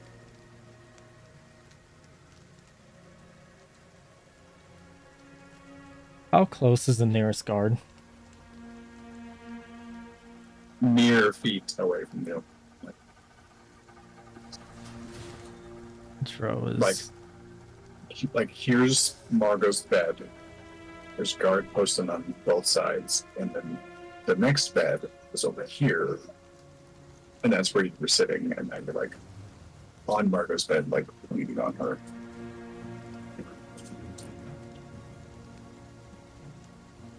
Can I roll an insight on the guard? What do you look? I want to see, because obviously we're not whispering. Like if he's that close, he would hear. I want to see how he reacts, and I want to get a gauge, mostly if he still thinks we're a threat. Okay, but roll insight.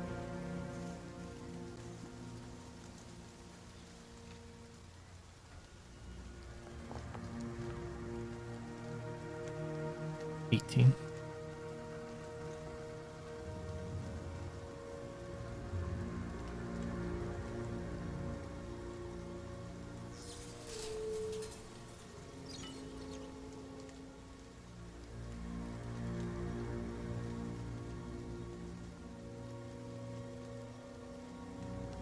You know fairly well what it's like to look at somebody when they think you are dangerous. Lots of that happening from the days of the street, lots of that during your adulthood and in combats, in different situations. This is hard to read because they are in a helmet. But you read the body language fairly well. And there's like subtle little movements of the neck and the head and the shoulders that indicate like he's listening, but he's not wound like a coil that's waiting for something to come, at least not from you.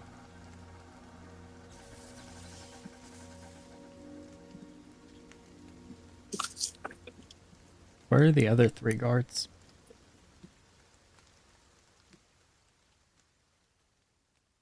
Are they like stationed in each corner of the room, I'm guessing?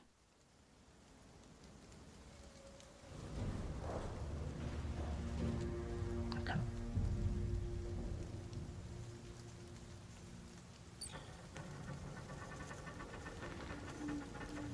Yeah, the room setup is around there. You've got two on the doors, 2 over by Margot. Near the windows.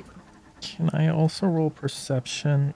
Because Joe recalls after his conversation with the commander, overhearing guards basically wanting his execution. Is there a way? Are you talking about back in the prison? Uh-huh. And that sits on his Okay. mind. So with 4 guards standing in here, I think majority is he wants to get to feel if he actually feels safe with these 4 guards in here, or if 1 or more is more lenient to Drow dying. Okay, give me another insight check here. Just for shiggles, give me 3 separate ones. While he's doing that, can I ask about the prosthetic? Is it like a modern prosthetic that you could, in theory, take it off if you wanted to, or is it like Full Metal Alchemist where it's been fused to my body essentially?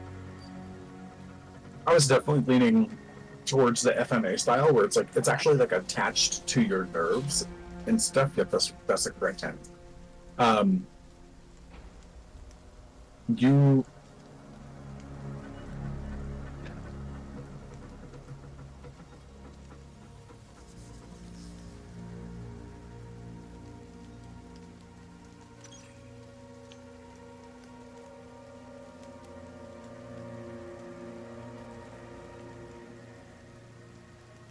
I'm going to say in this instance, because it was a medical emergency,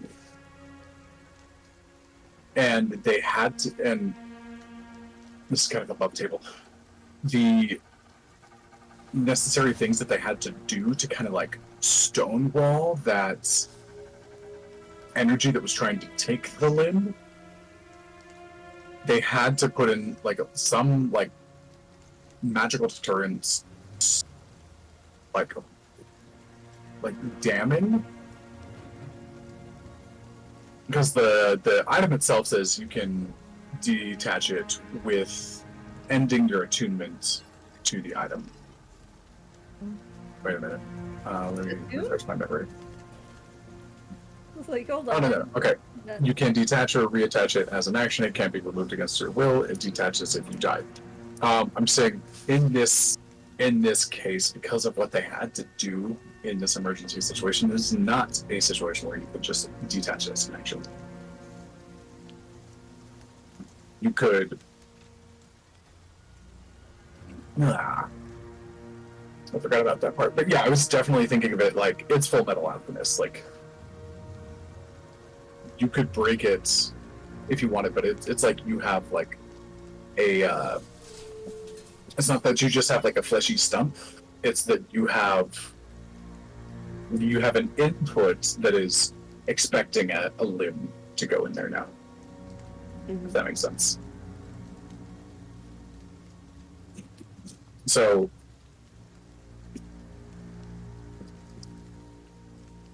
sorry, I was just going through the thought process. Yeah, I'll stick to rules as written here. You can remove it as an action if you want to. You just have a stump, like the metallic stump with the inputs into your nervous system. Okay. I'm gonna let his insight checks be resolved. Muted again. Insane insight, dude. It's not even with the eye. Oh, The 13 could have been higher, but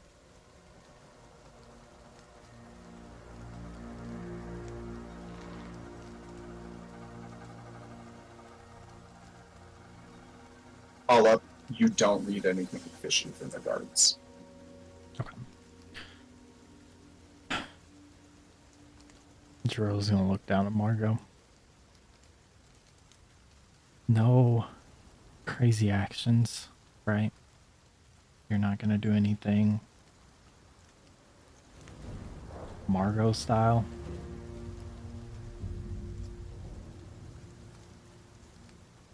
Did you just turn her into a verb?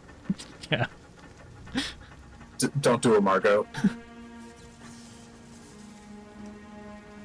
as long as you're not in danger, then yes. If Oh. your life is threatened, I make no promises. That's kind of what I expected. Drill's gonna look up. Does she still have to be shackled to the bed?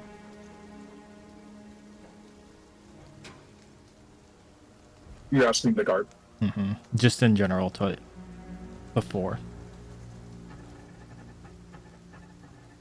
It is medically advisable for her to stay in the bed as she is still recovering, and the equipment that she's tethered to will help expedite that process. However, it can be mobile, and we can keep the shackles attached to her while detaching her from the bed if that's what you like. It is not as recommended, however.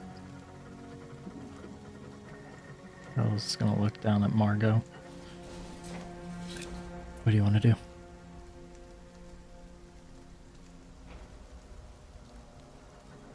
I want the shackles off. I want my magic back. But as I am, and she's sitting there with like her hands out like this, basically shackled aside. If we're attacked again, I can do nothing. I can't even protect myself.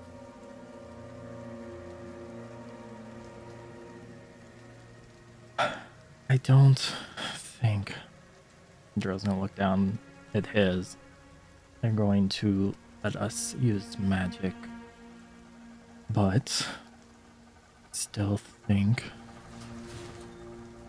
if you want, it'd be fair to at least have the same as Yaslin and I. As I look at the guards. Because if something does happen, you guys are gonna step in, right? Just like you did down in the cells? No response.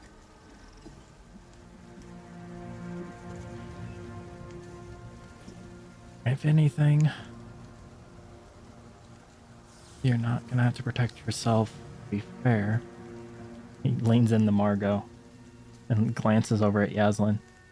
She fucking ripped 2 doors off the wall. In shackles. She did do that, yes. Yes, I expect no less of her. But that's the point. You and her can do stuff. You're useful even in these shackles. I'm nothing. I'm a hazard, a hindrance to you. I'm just in the way. No, because if something does happen, these guards will take the shackles off.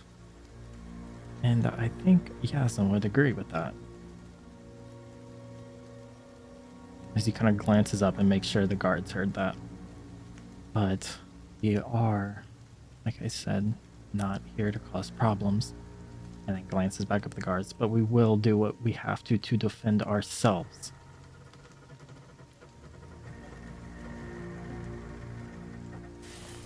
So, if you could at least get her unstrapped from this bed.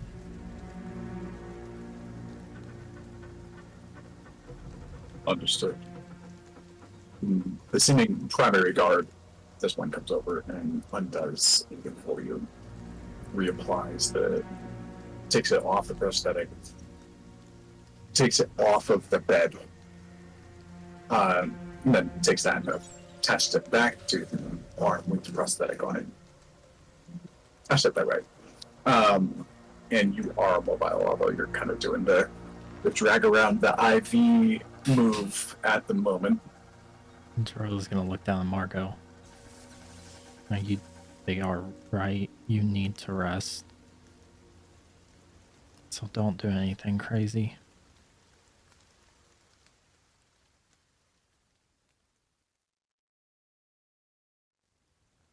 We can't rest while there's still assassins out there while we're in prison.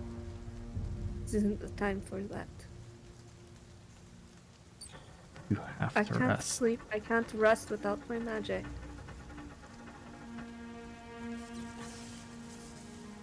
Why don't... Glance over at Yaslin, a little confused why she hasn't woken up just yet. I will stay awake. You just went through a lot. Because of me. No. Because of the people in this city. It was not your fault that you're hunted.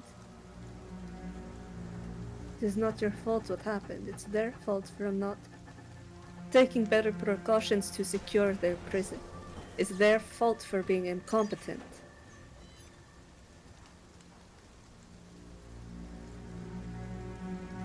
Yeah. But you still need to sleep.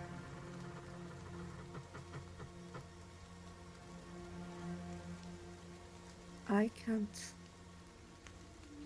Because if what happened earlier showed me one thing, that these cuffs block my power. They don't block his.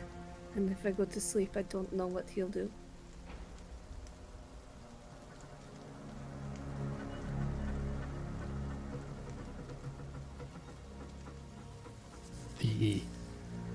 That is understandable, but the longer you stay awake, it's going to harm you.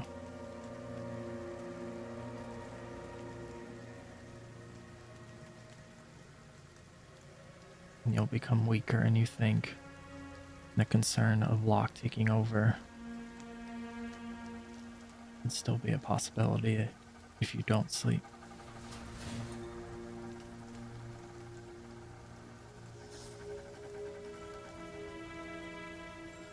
I will stay right here. And when he glances over at Yaslin, she wakes up. She'll be here as well. We're not going anywhere.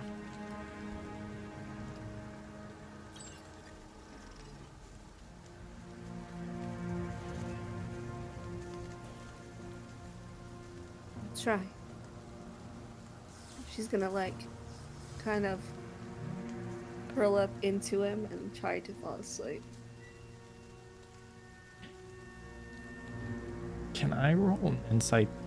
Just trying to sleep. To see how hard she's actually fighting to stay awake. You dive into the roll insight. She is fraying at the edges.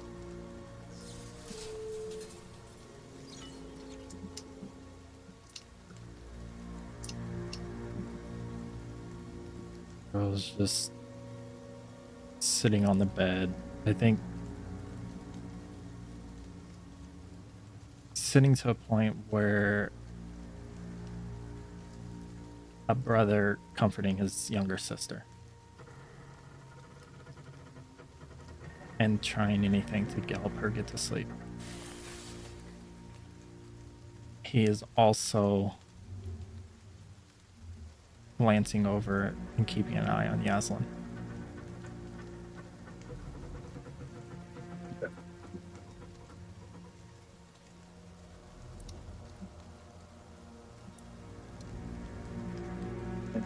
As Margot finally falls into rest.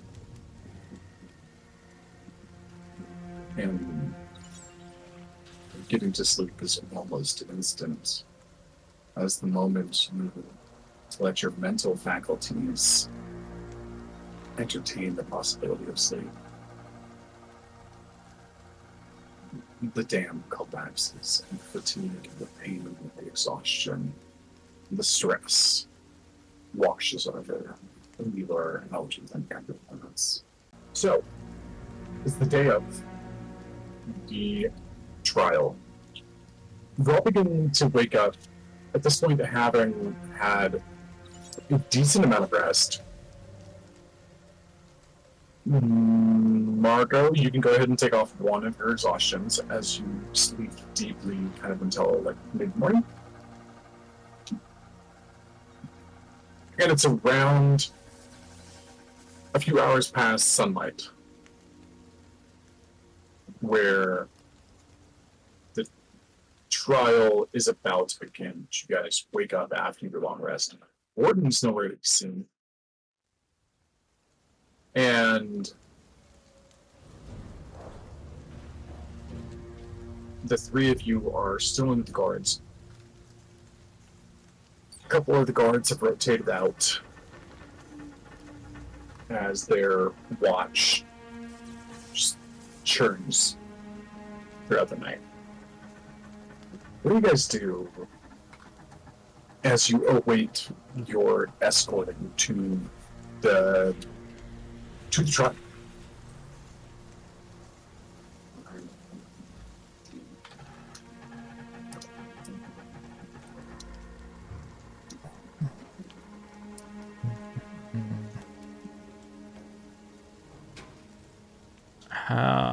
Who is all? Have we been in the infirmary the whole time?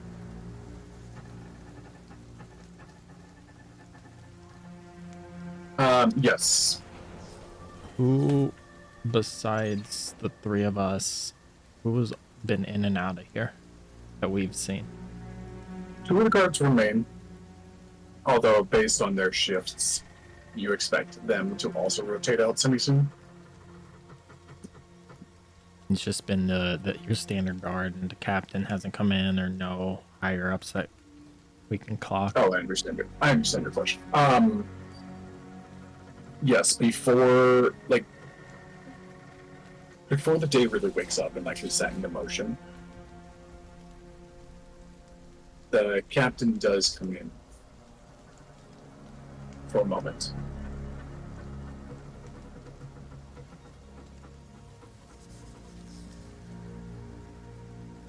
Well, I, for one, am glad to see that you're all alive still.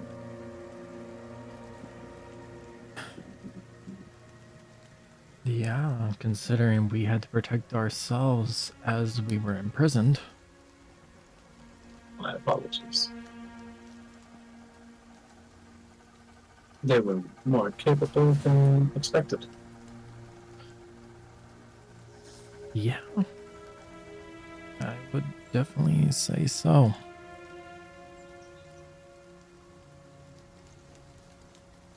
Who? I imagined somebody was supposed to be on watch. Knocked unconscious. The two of them. There were other guards on watch, and as you yelled out, they did run over and give assistance. It was swift and took them down rather faster than anticipated. Your combat prowess is not to be underestimated, and your willingness to sacrifice for one another is, shall I say, intense. Before I say this sentence, who all is awake? Mario, Yaslin, you guys waking up or snoozing? Yeah, I imagine she would have woken up if Joe's talking next to her. Okay. She's on high alert. Martin jolt awake with a start.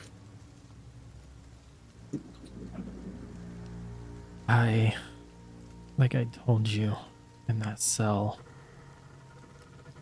this is my family and I will protect them. And So that wasn't just battle-induced delirium. I mean,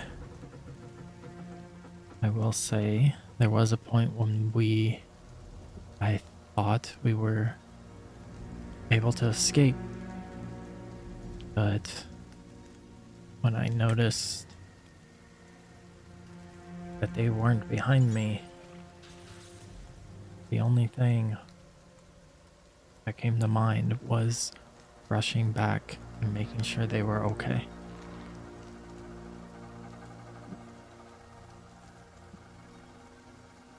Good. I say that with my chest. Talking about that, I'm curious, were you able to find out more information?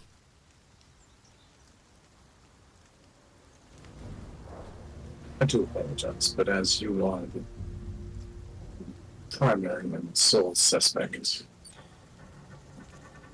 in the ongoing investigation, I'm not at liberty to share. We're already privy and present for it. It was worth a shot. Naturally.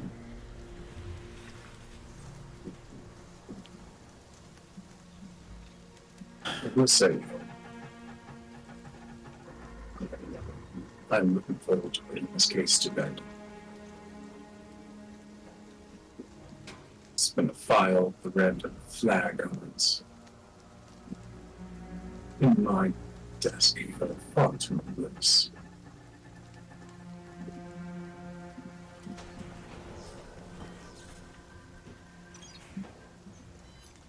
What happens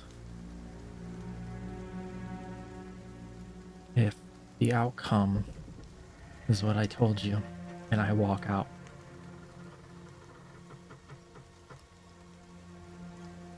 What comes to Freya's murder?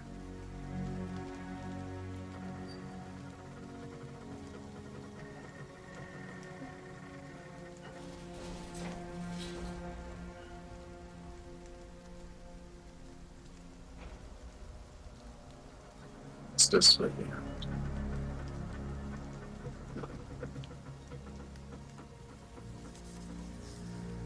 Didn't catch that. Oh, I said, justice will be had. Those grieving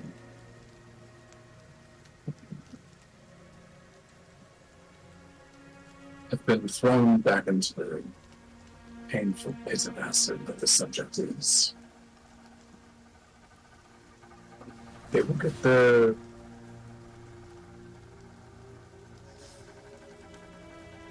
rewards for the lengthy suffering they have endured.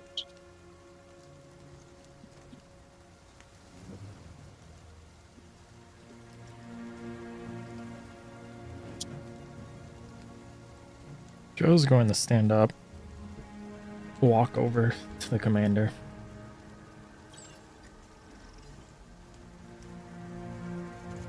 Whatever this outcome, and he says this only so she can hear. What happens with those two?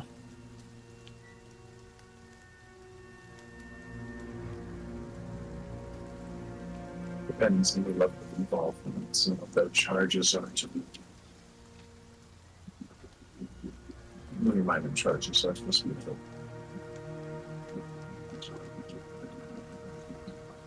Their level of assisting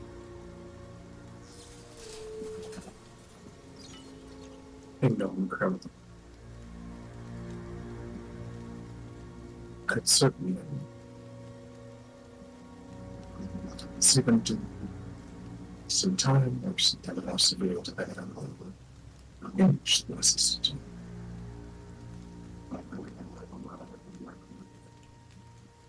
Just know that they still treat me the way they did the first time they met me before they knew this whole situation. And they are protectors. And they mean well. And they both still have families.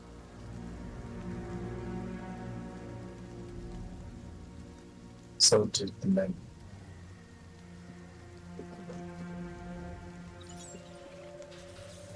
That you've been involved in the killing.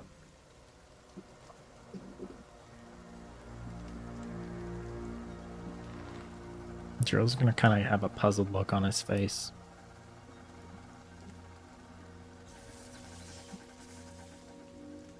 What do you mean?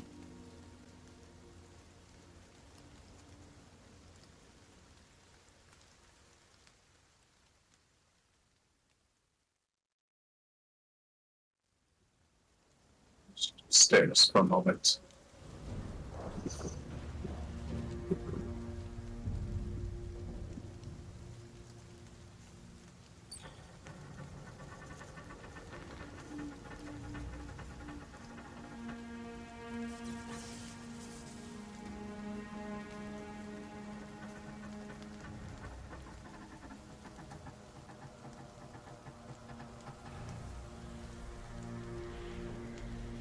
I will see you with the trail.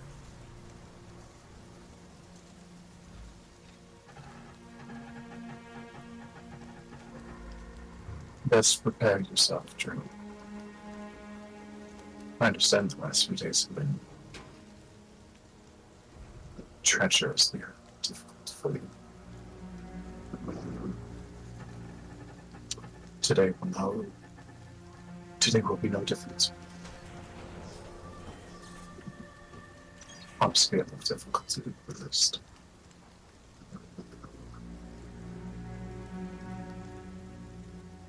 You would best prepare your goodbyes.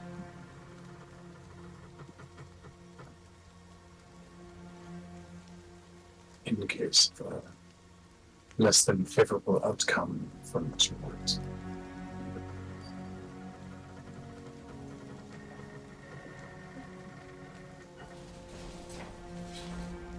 I was just gonna See you glance. in a few hours. I was just gonna Got it. glance back at Margot and Yaslin when she says that. I'll see you at the trial. She turns around and takes the other way behind her as she walks out the combat ready high heels clacking through the hallway. She Oh my gosh. moves down the hallway. That whole conversation. Could I have rolled insight on her to see if Yes. she's favoriting one way or another?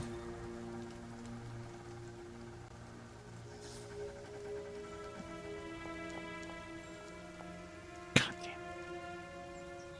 Oh gosh. I'm gonna save my inspiration. I feel like I'm gonna need it. What?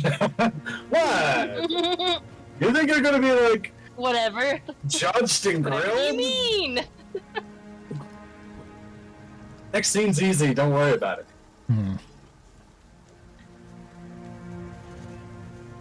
Joe's Can't just see her. gonna stand in the middle of the room for a little bit. You do not know what her game is. Can I ask a mechanics question? Because I got a long rest after Jerome's long rest, does that mean Yazin got an additional long rest, so she's down to 2 levels of exhaustion? Unfortunately, no, because you can only have one long rest within the 24-hour period. Okay. Mhm. Trying to game. Yep. Trying to hustle. No, it's a fair point. I was thinking I about the same thing. appreciate It's the like, nope, hustle. there is a rule for this, so you can't just like take a power nap for a day and You lose can't 4 sleep points for of exhaustion. 36 I hours can't and just just get rid of coma? them. You can't just let me have a coma? If that's what you want, I got a guard with a hammer in the room. Like, No thanks. Jasmine probably okay. wakes up later too. She's like up, but not really up. I think Margot's like on the edge of her bed, but not quite strong enough to trust herself to walk yet, so she's just watching Dro.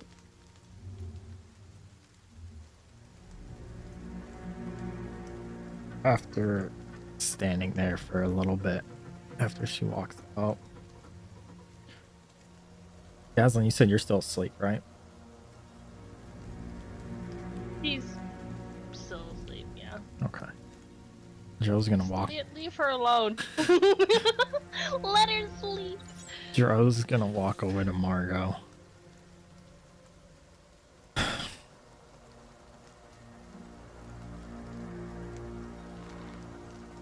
We've been through hell. And I don't think I've ever felt more nervous or scared than I am right now.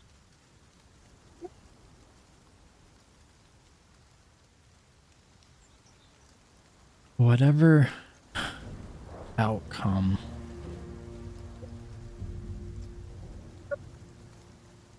you need to leave here.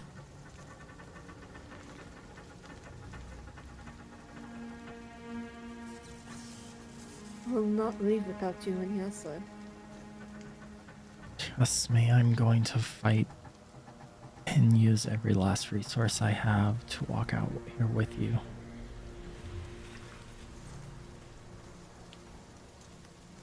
But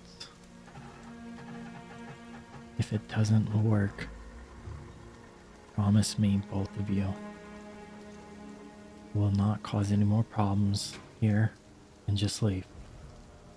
No. No, I can't. Well, number one, I can't do anything to promise that she's not going to do anything because she would kill me if I tried to stop her. Number two, I told you last night, I'm not losing another brother. No. I'm sorry, but no.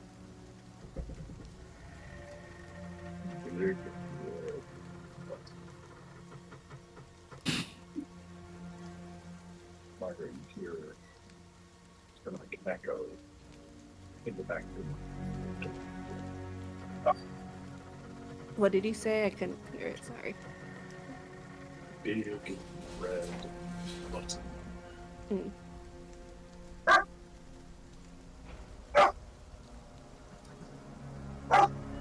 I'm asking you if something happens, please don't cause trouble. This is still my home. This is still Randar and Freya's home. And even if it's been hell for me, I would still protect it. Just like I would do anything to protect you guys.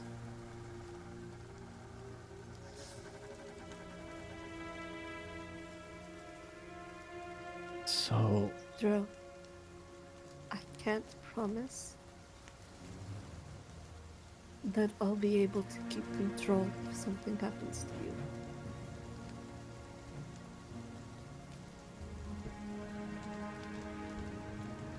are the guards looking at us? Nope, see.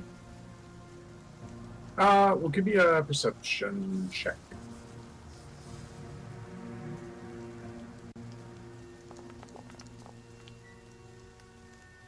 $25.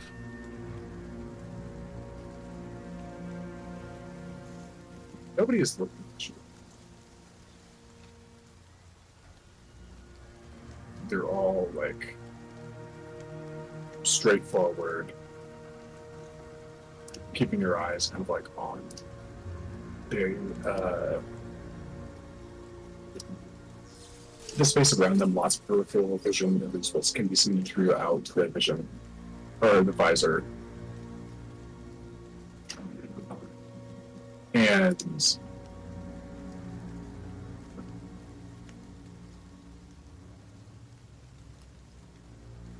so all, you know, their perception is like all encompassing from their, probably from like guard training. Like they're looking everywhere and nowhere and listening everywhere and nowhere at the same time.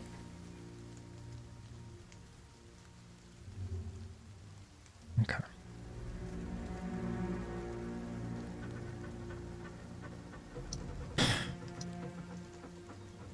You two are so stubborn.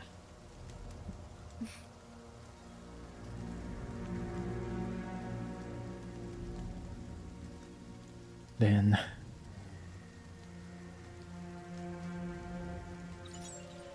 he's gonna hesitate for a minute. Then we use all of our resources to prove that I didn't intend to harm her.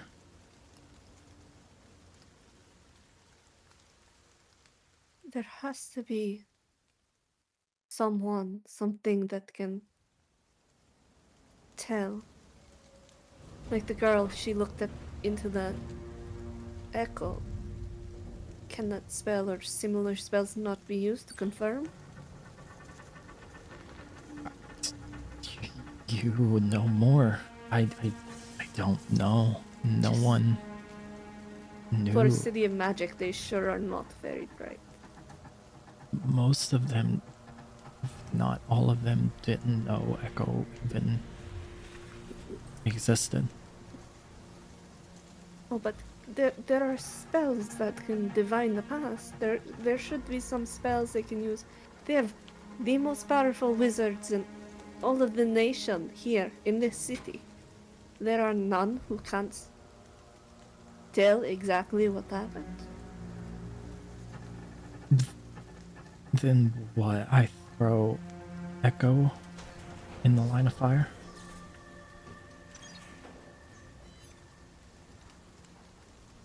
He's not here to pay the punishment right now.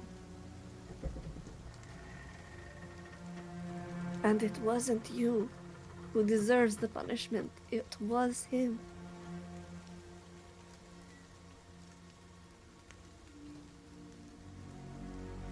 Do you not think that he would rather you walked free for what he did than you take the blame?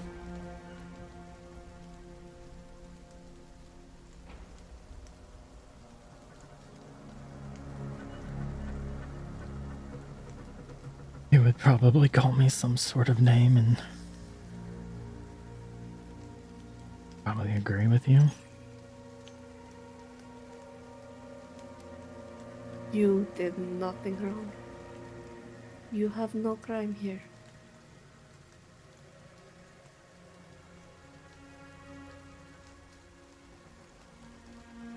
Rose gonna glance past Margot and look at Yaslin.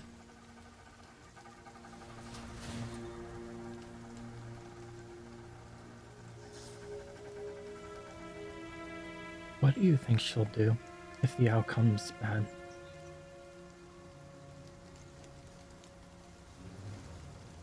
She's a warrior. She has issues, as I do, but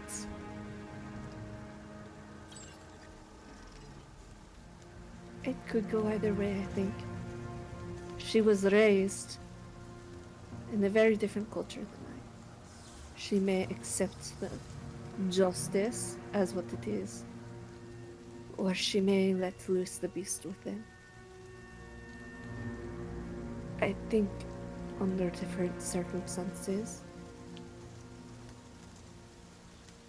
I would be able to make you that promise, to accept the outcome. But I have far less control than she does right now. And I was not raised to hold this thing within me. If I trust anybody to handle the situation, it's her.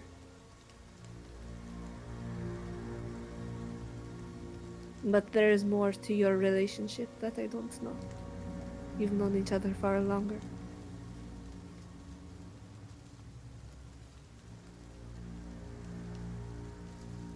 When you joined us, and you've been with us almost as long, most have left.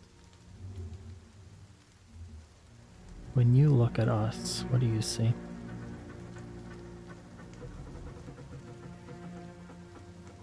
And I mean, when you look at Yaslin and I,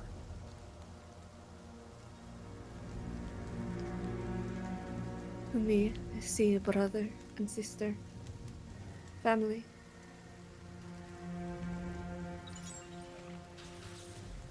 Not unlike the family I have back home, but that is a family of blood that I was raised in. This family is forged in fire.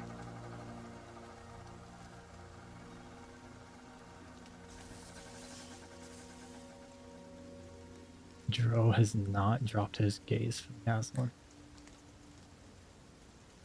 When you look at her, what is it you see?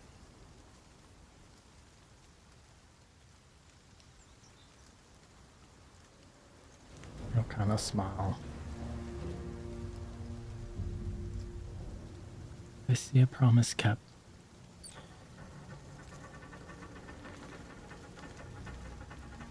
I left here broken. Never expecting to be here again, never expecting to know what it felt like to be accepted.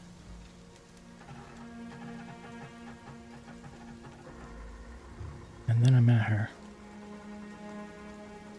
And she put up with all of my shit and accepted me. And the more I've traveled with her, the more I see the connection that I had with Freya.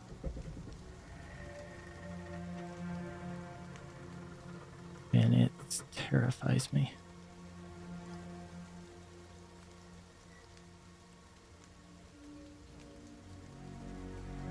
Margot, when I was in that cell before everything happened, I had a nightmare of that night. But I was watching everything happen, and every slash I took, a new wound appeared. In front of me was both Yaslin and Freya. And I gave up. And after all of that and traveling as long as we have, there's always been a question to myself of how I feel about Yaslin.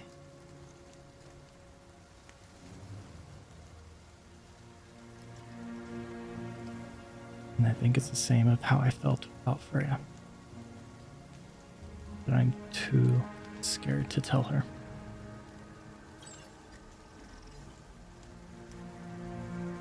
She would turn to you and take your hands. I personally know very little of love, the culture I'm raised in. It's not something I was allowed to know. Not yet. But I saw my brother's love, and it was beautiful but brief. He was with the organization. He chose duty and mission, which made us all proud, but then he was taken. What I learned from that was you don't know how much time you have, so you should make use of it. It's better to confront your feelings than to die with regret. And it will be better for her to know the truth if she might lose you one day, because not knowing it could destroy her.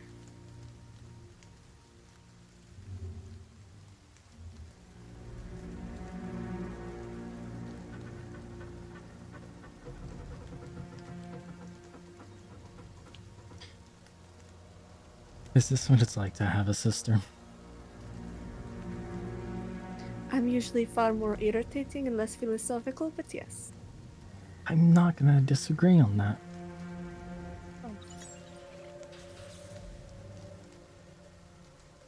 You should go now. I should try to get a little more sleep anyways. Just gonna kind of give you a side hug. As awkward as we can with our hands Yeah. shackled.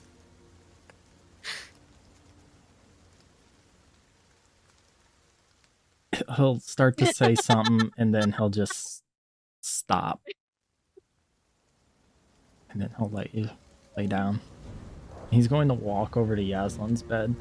Can I roll perception to see if she is still awake? Or not awake, asleep. Rolling. No, boy. That is the funniest shit ever. Dude, I actually It's like, don't know. 'Cause "Huh?" she's been fucking swamped wiped. Like she's full on Mhm. been ass wiped for the past several days. Yeah. She might actually just be sleeping like a fucking rock right now.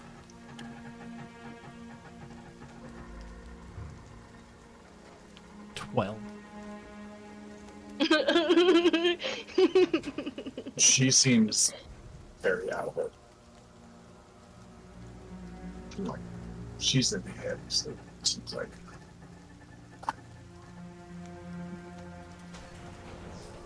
You Sure. hear in your head, "Wake her up, you fool." Trill's just gonna look back. You're supposed to be sleeping. You're supposed to be talking. Dro's gonna reach down for her hand to see if she wakes up.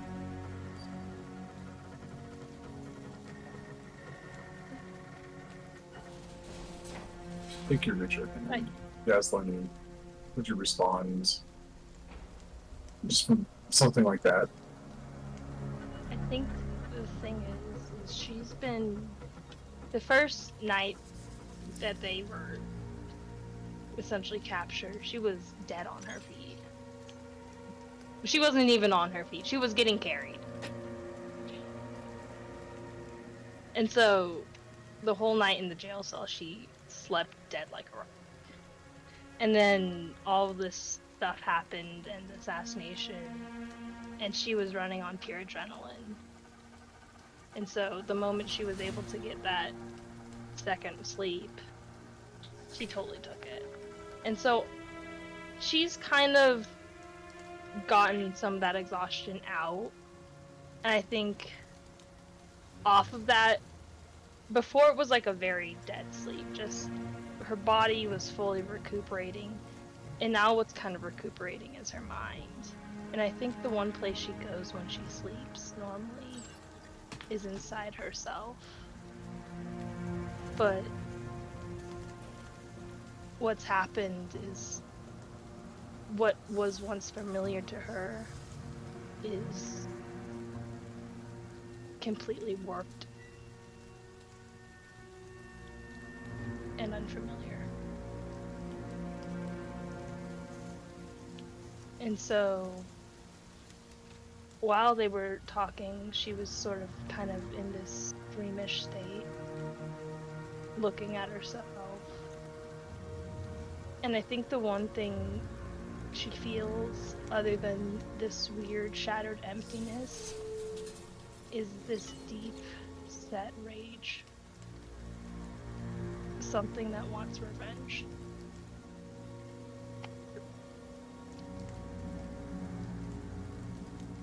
But I think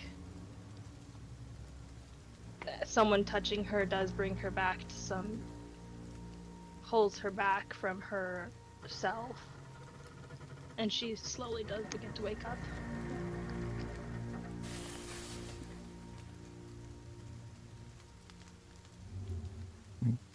Dro, you open your eye, you see Dro just kind of standing there with your hand in his. How are you doing?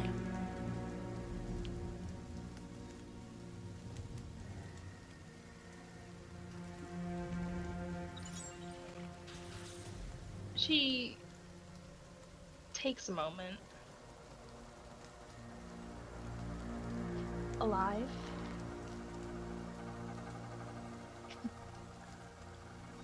Thank God.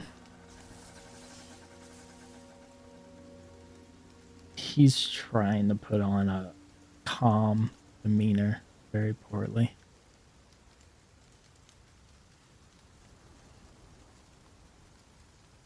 I wanted to talk to you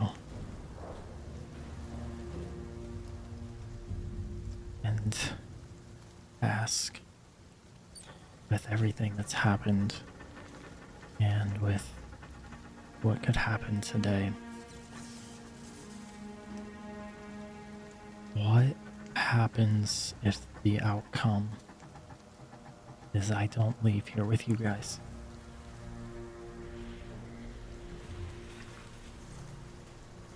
He looks very perplexed. Like that wasn't even a possibility in her mind.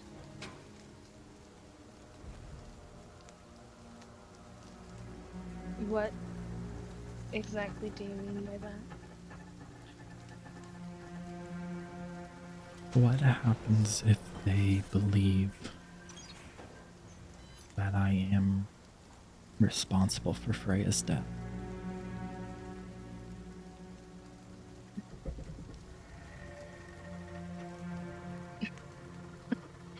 You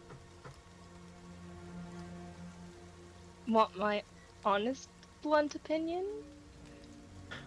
I think I know what it is going to be, but yes. They can go shove their opinion up their butt. Lance is over at Margot. Yeah, that's what she thought too.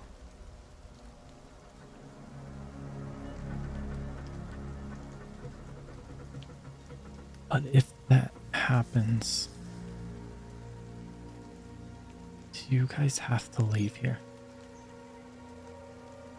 Don't cause any more problems, just leave. Don't bring any more attention to yourselves. And go.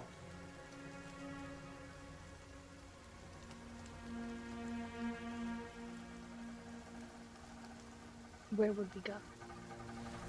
You. That night. What happened with those people? I don't know. But I have a feeling that I might be in just as deep of shit as you are. Do you think they're going to just let me walk free?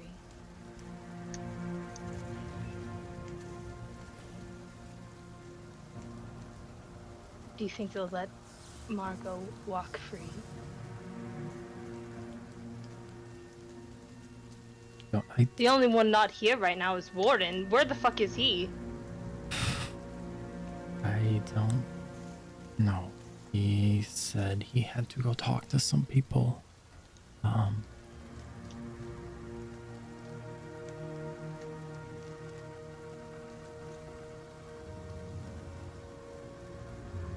When we met, I was an annoying shit. Yeah, you... you still are. And stubborn. Looks up at you. Okay, yeah, okay. Hot meat, Kevin. I honestly didn't think I would be traveling with anybody.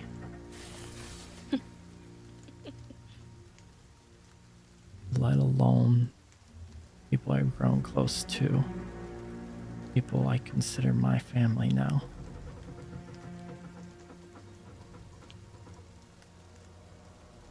He'll stop and look at you. When you look at this group, what do you see?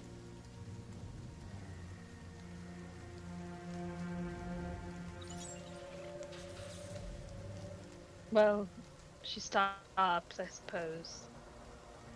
Looks at the one other person in this room that she knows.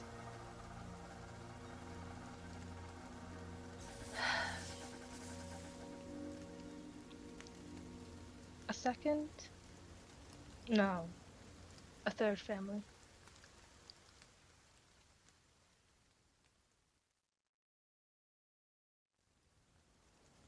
A really messed up family.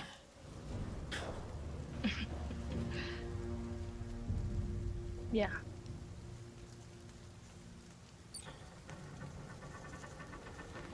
I once in my life am going to take advice from Margot.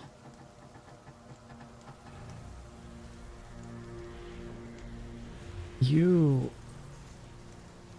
know,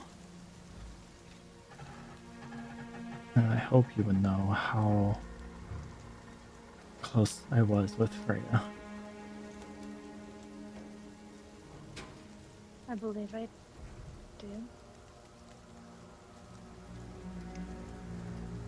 And that was, well, besides from Randar, that was the first feeling of warmth and just acceptance that grew more and more. And that night, as she died, they told you she had made me promise her something.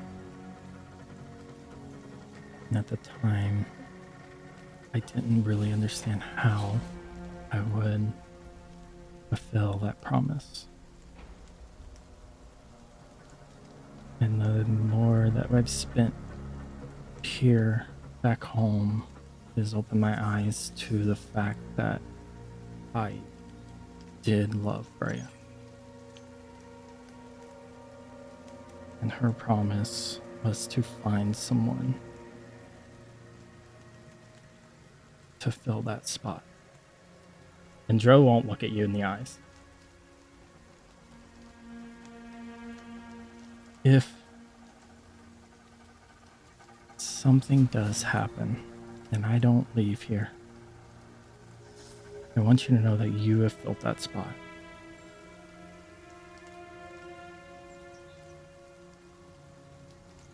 That is why I gave you that necklace.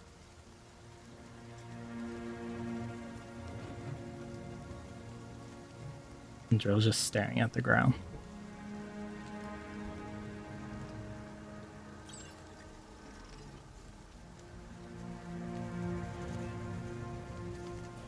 I think there's a pause for a second as she takes in his words.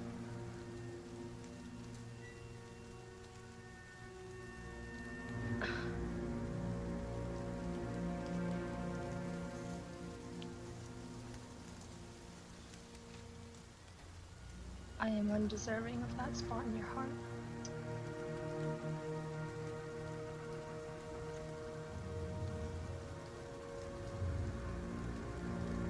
I'll look at you a little puzzled.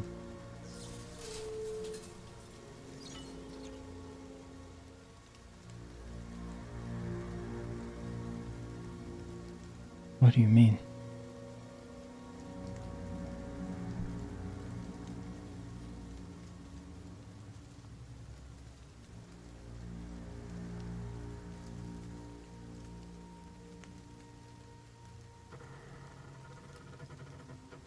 I'm not perfect. And I don't think you would ever expect me to be. But I think there's a lot about me that if you knew, your opinions might be different.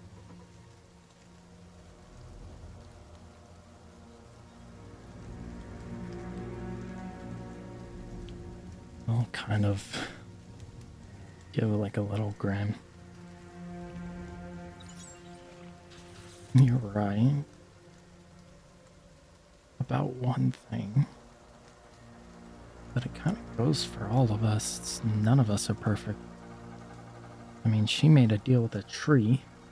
I have some, I guess, evil shadow connection. And you had some spider. So what?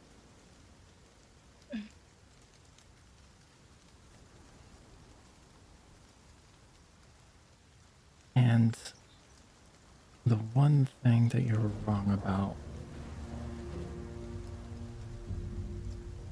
is the fact that you would think my opinion would ever change of you.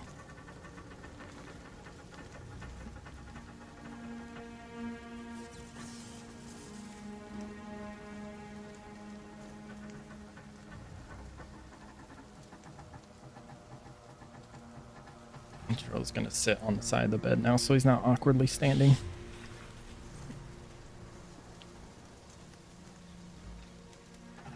You're so dumb. That I can agree with.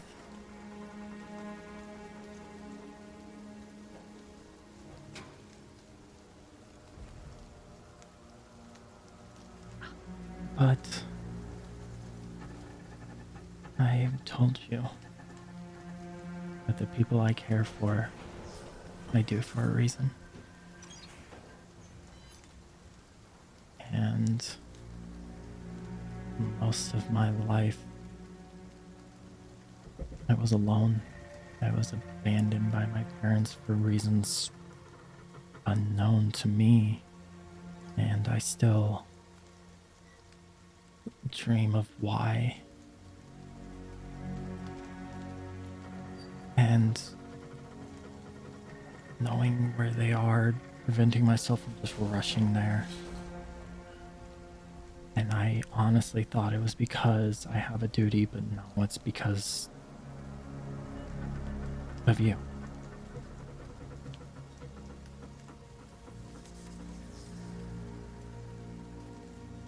I told you, wherever you go, I will go. And when you talked of going back to your home, I told you I'd go with.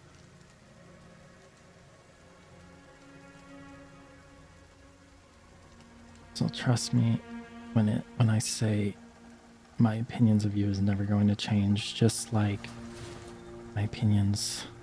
He kind of looks over at Margot like a annoyed little sister. Just like when she tries to burn me to a crisp,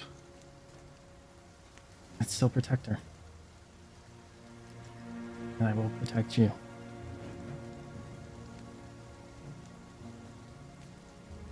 So if that makes me dumb, then I'm proud to be dumb.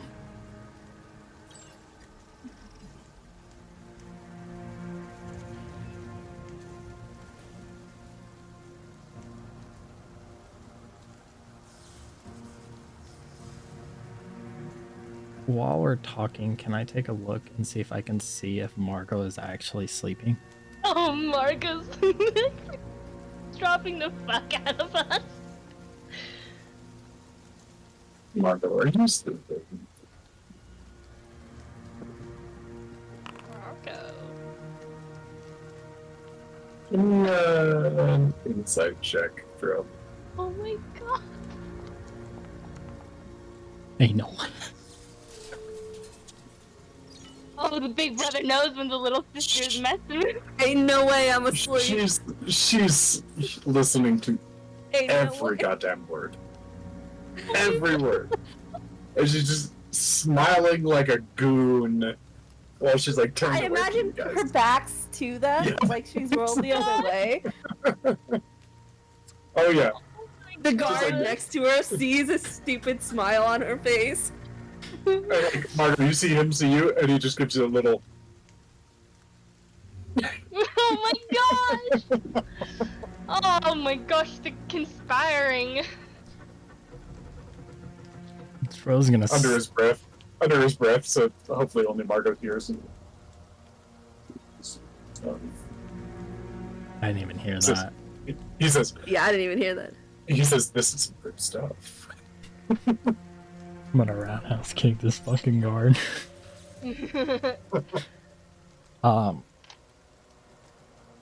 While Jero says that, I'm proud to be dumb, he kind of glances over at Margot.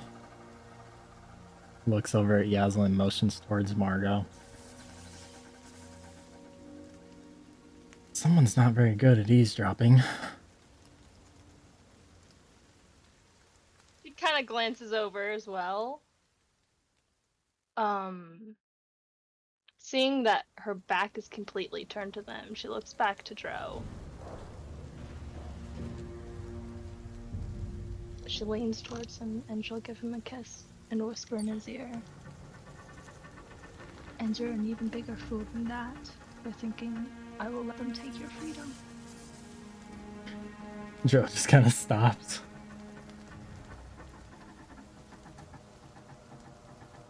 Margot hears in her head, I hate you. You just hear a maniacal laugh back.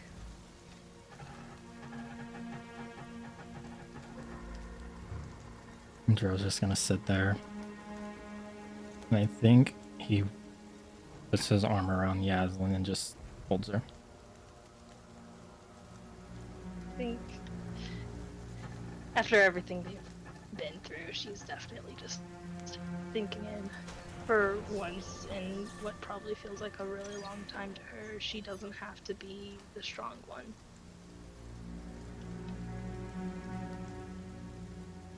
Then That manifests a little bit as that leads. Kind of like actually gives Dro more of the weight. And she's dense. It's Like, yeah, this is nice. It's like cuddling a pit bull. Like, even though they're smaller than some other dog breeds, there's something about the density of their body and bones that they're just fucking heavy. Yaslin's built in that same dense way. Like a tank. She's like Yeah. a tank. And I guess we do what we can and we all walk out of here. Damn right.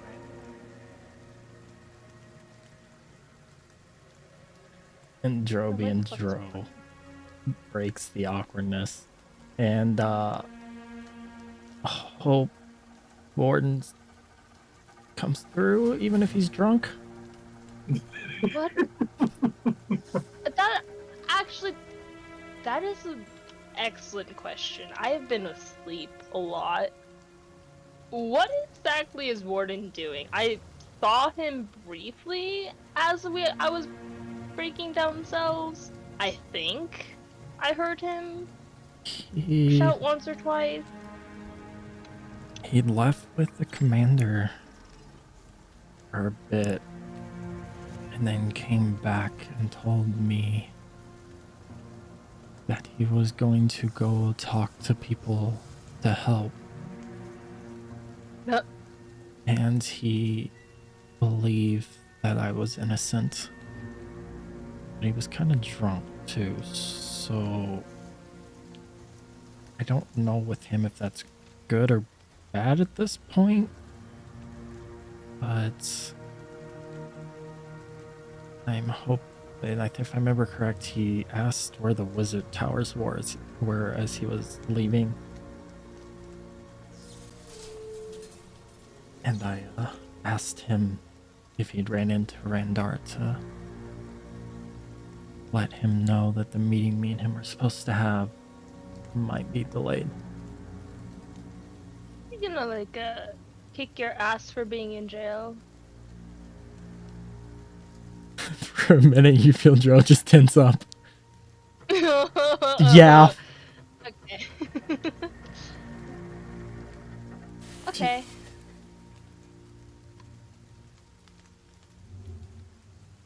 But for once, it might be an ass kicking that I look forward to.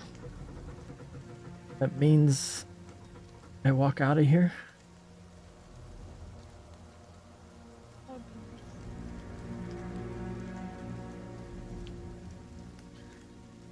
Do you think they'd let us have our weapons? She whispers this really quietly to him. Dro just Like puts how his Margot previously was like, I want my magic, and Yas was like, can I have my weapon? Dro just puts his head on top of hers. Why do you both want your weapons? Yaslin, give me a stealth check. Okay. This is still a disadvantage because I'm freaking. Oh my God. Well, I tried. Margot, You're still curled over onto your side, and that same guard, you see him. In response to Yaslin's question about her getting her weapon back, just shaking his head. Hey, but what if we get attacked again? Like, no offense to these guards, I'm sure they're great. Margot but tenses also- when she hears that. But also, where the fuck were they when we were getting attacked? When you were getting attacked, where were they? Yeah, that is something I had brought up to the commander. And supposedly they were knocked unconscious.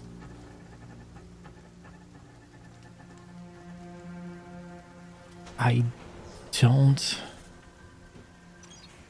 think anything will happen in that trial. Just based off of who I'm guessing is going to be in there. And I'll look around at the rest of the guards. Yeah, but these guys are absolutely useless.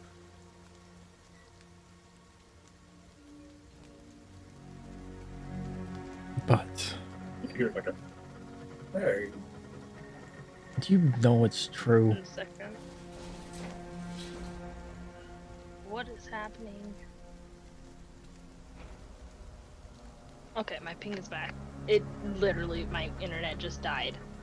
And I was hearing. I heard the guards were absolutely horrible at their job, and then something about being it's true. Oh, the guard said, Yeah. hey, and Jero looked at him and said, it's true. Oh, okay.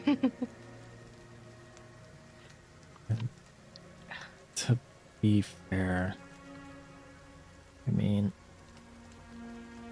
these did render me a little useless when it came to mobility, but I can still hit and kick. Yeah, I mean, I can still hit and kick too, but I'd rather have my sword. That is fair. Can I, like, give my handcuffs a little, like, chain test? Tink, tink. Just, like, Yeah, you try to, can. like... Just, like, testing, like, how much force she would actually need to break these shackles if she really wanted to. give me a strength check. Margot is Okay. very tense about as they're talking about how they can still fight. Oh, that's Wow. a 7. Sturdy. Not impossible. Okay. Oh, I'd have to probably be raging. Which is not really always on the table for me right now, so. Okay. That's I great. love how every time Lily plays a character, I take away the The thing that One of the makes her that stickers. class.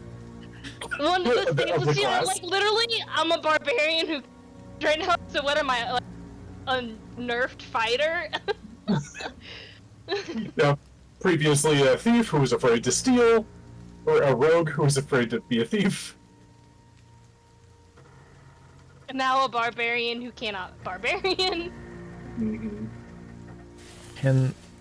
Can I clock that while we're talking, Margot's body has changed, like her mood? Yeah, she seems a little lighter. In a quieter tone to Yaslin. Let's just hope it doesn't happen because Margot is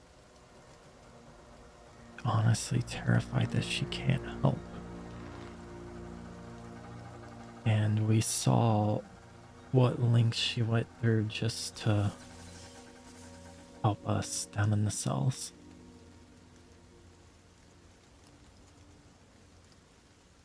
I understand where she's coming from.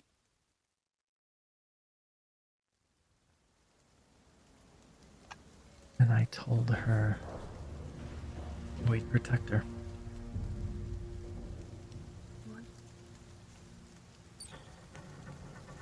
And to be fair, if something did happen, you ripped 2 doors off the wall. So I think you'd be able to at least rip her shackles off. Well, I will certainly give it my best shot. She kind of pauses, kind of does like that little double check in on herself, but not very deep at all. Because she's kind of like iffed out about everything right now. What's going on there? I'm not technically at my 100% in many ways, obviously.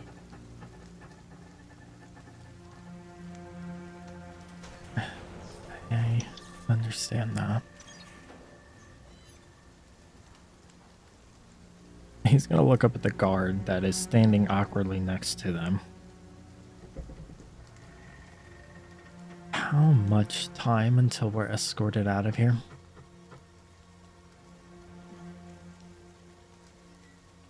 Honestly, it's that time. Do you think I could have a quick bathroom break? I've been asleep for more than 8 hours. And I would like my phone call. Oh my god.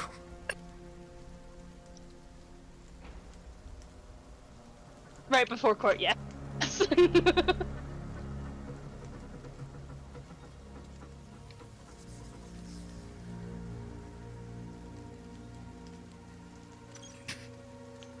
You are permitted restroom break, of course, so we can display. Of course. While we're still sitting here, can I make, this is to the guard, a small request before we leave? And some others. Can you get me pen and paper?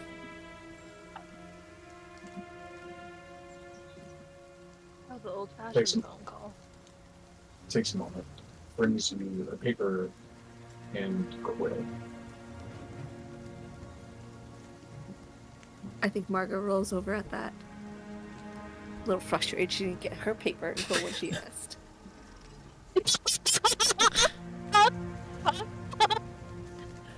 You're awake. Mm-hmm. Tro just looks over at her. Hmm. Am I actually going to get my phone call? I don't know if you answered me or not on that. You are not permitted your equipment until after the trial. What if I told you this was like an emergency? You have no idea how many times I've heard this profession. Ooh.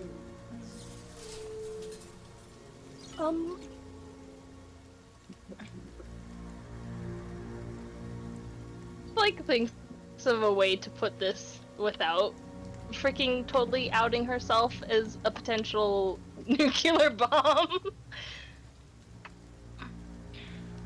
Dro's gonna chime in. What if I let you... It's not a weapon, it's... What if you get it for me? Could you get it for me and bring it here and you guys can just like watch me take my phone call here? I'll put it on speaker, if that makes you feel better. Apologies, ma'am. Protocol dictates no equipment is returned to the prisoners for during time of trial. Okay. Well, guys, it's going to be very, very awkward if the person my grandfather's son appears here and, he finds me in a trial. I don't know how I'm going to explain myself. Yaslin, you are escorted over to the restroom. Well, On she's any gone. moves? Or are you just Margot going and coming back? Do I pull any moves? Yep. I mean, like, kind of, I'd like to look around the place in the sense of, like, definitely, maybe having some exit strategies. Good. Put it into blaze.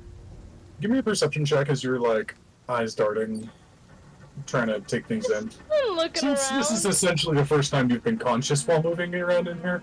Yeah, she's like, I don't really freaking know where I am. Kind of woke up in this place, and The main thing that you get is like as you pass a window, which is like really only like big enough for like an arrow slot to go through. You see down and down and down and down, and you're like, oh damn, we're like way high up above the frozen sea. yeah, I think like seeing that, she kind of pauses and stops. Like, not even like, guard be damned. She like looks and she like pushes her head next to that window down. Where the fuck are we? We're on the northern side. Of Still on War's Rest. We're essentially on the opposite side of the mountains from the city itself. up. We're in the middle of buttfuck nowhere.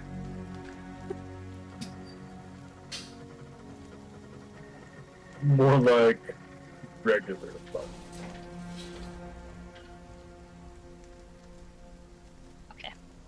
She moves away from the window. The city's only like 30 miles that way. Not even that. Okay. And it's cold. Yes. We took the thermal boots as well. Is the trial also here? We will be heading back into the city. Okay. He starts you for the rest of the restroom. Brings you back to the minute. Marco, what's up? While she's in the restroom, Mario's just gonna look at Joe and just say,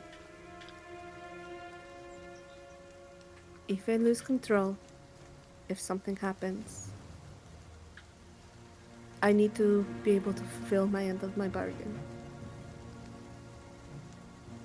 If you go to the Empire, to the Kalashtar lands, the Viseslav tribe, my family is there, the Svorats. There is a notebook. One side will write to my family, the other side will write to the Otenki. I've requested the ceremony, but if you can't do it or they can't provide it, you can go there. At any point, if something happens and I lose control, that notebook will lead you there. You're talking as if you're going to lose control. I don't know how much control I have left. And I feel like whatever he's doing to me, I want control less and less.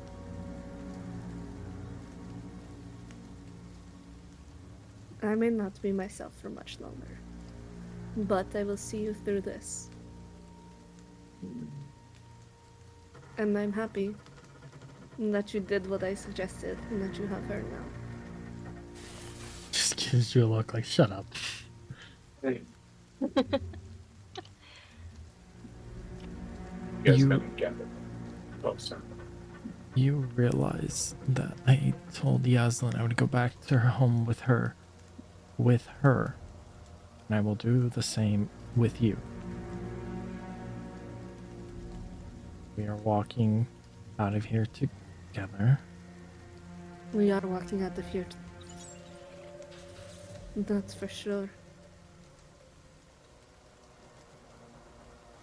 Joe just kind of looks at you, like gives you a look. He's going to go back and to his letter that he is writing. By the time that Dro's about done with the letter, that's the times. And the guards begin to escort you guys out of this medical ward. You're met up with several additional guards. And even one that looks like they're of higher rank. So, please follow me. They take you and they eventually lead you to a magic circle area. There's a wizard She got us. there that begins the summoning or begins the ritual, and it opens up, and a lot of people start to go through. Dro, you hear the faintest of whispers, one that seems like it's almost projected with magic, so that only you can hear it.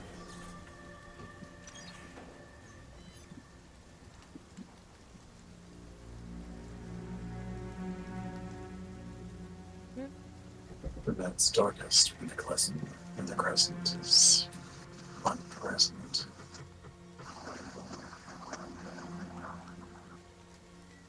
Huh? But the sun. And you feel something slip into your hand from the guard that's to your left.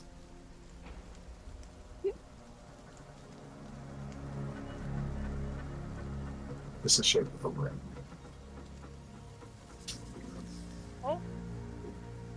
Can quick glance, trying to look through the helmet. Can I see what they look like? They're slightly behind you, and as your head starts to turn, don't look on them. I'll just look forward.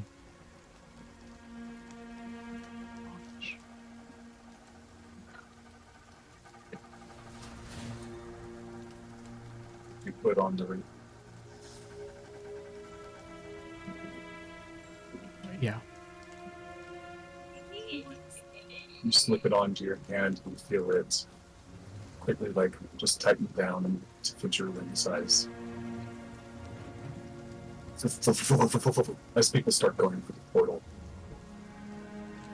And as you do, you've been through portals before, specifically leaving the ruins of Paishan and going to Wibble when X transported you to Sparta.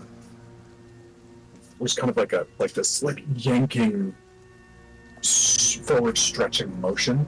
And you begin that, but then it deviates, and like you're drawn sideways, and like you crash into a very, very impressive office. Oh my gosh. Gosh.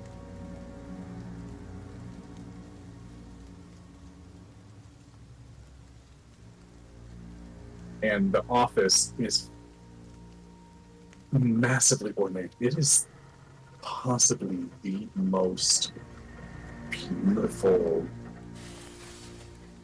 decorated room I've ever seen in my life. Everything is immaculate, ornate, precise in the physical structure. There's a large archway that exits out straight to snowy mountains behind them. We see incredibly well-tailored, well-kept, dark-skinned man with a perfectly trimmed beard, perfect hair, in what looks to be an immaculate suit with an interesting leaf texture and what looks like gold dust drizzled over one side.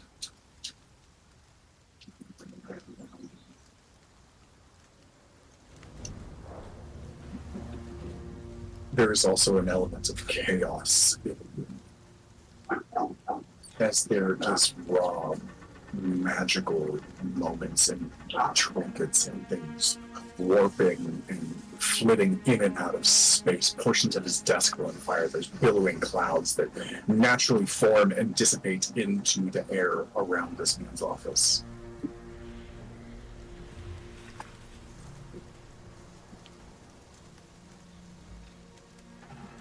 Whoa.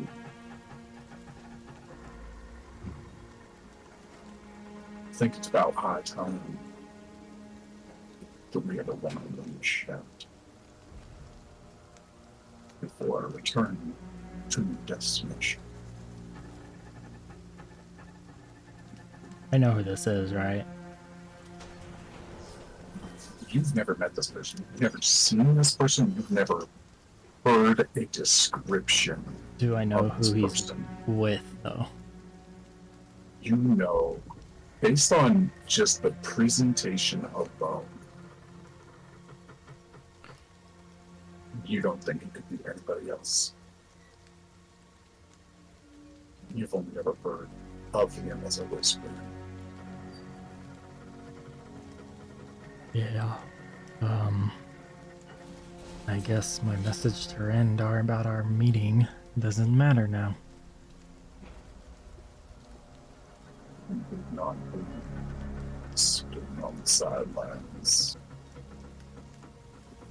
We're engaged, even if it doesn't appear so. Now, would you oblige me and tell me directly about this video and your involvement in it could be profitable? Could be a disaster. I didn't hear the last part of that. Could be profitable, but it could also be a disaster. I'd like some more information before I make up my mind about which side I'm about to create. And that is where we will end for tonight.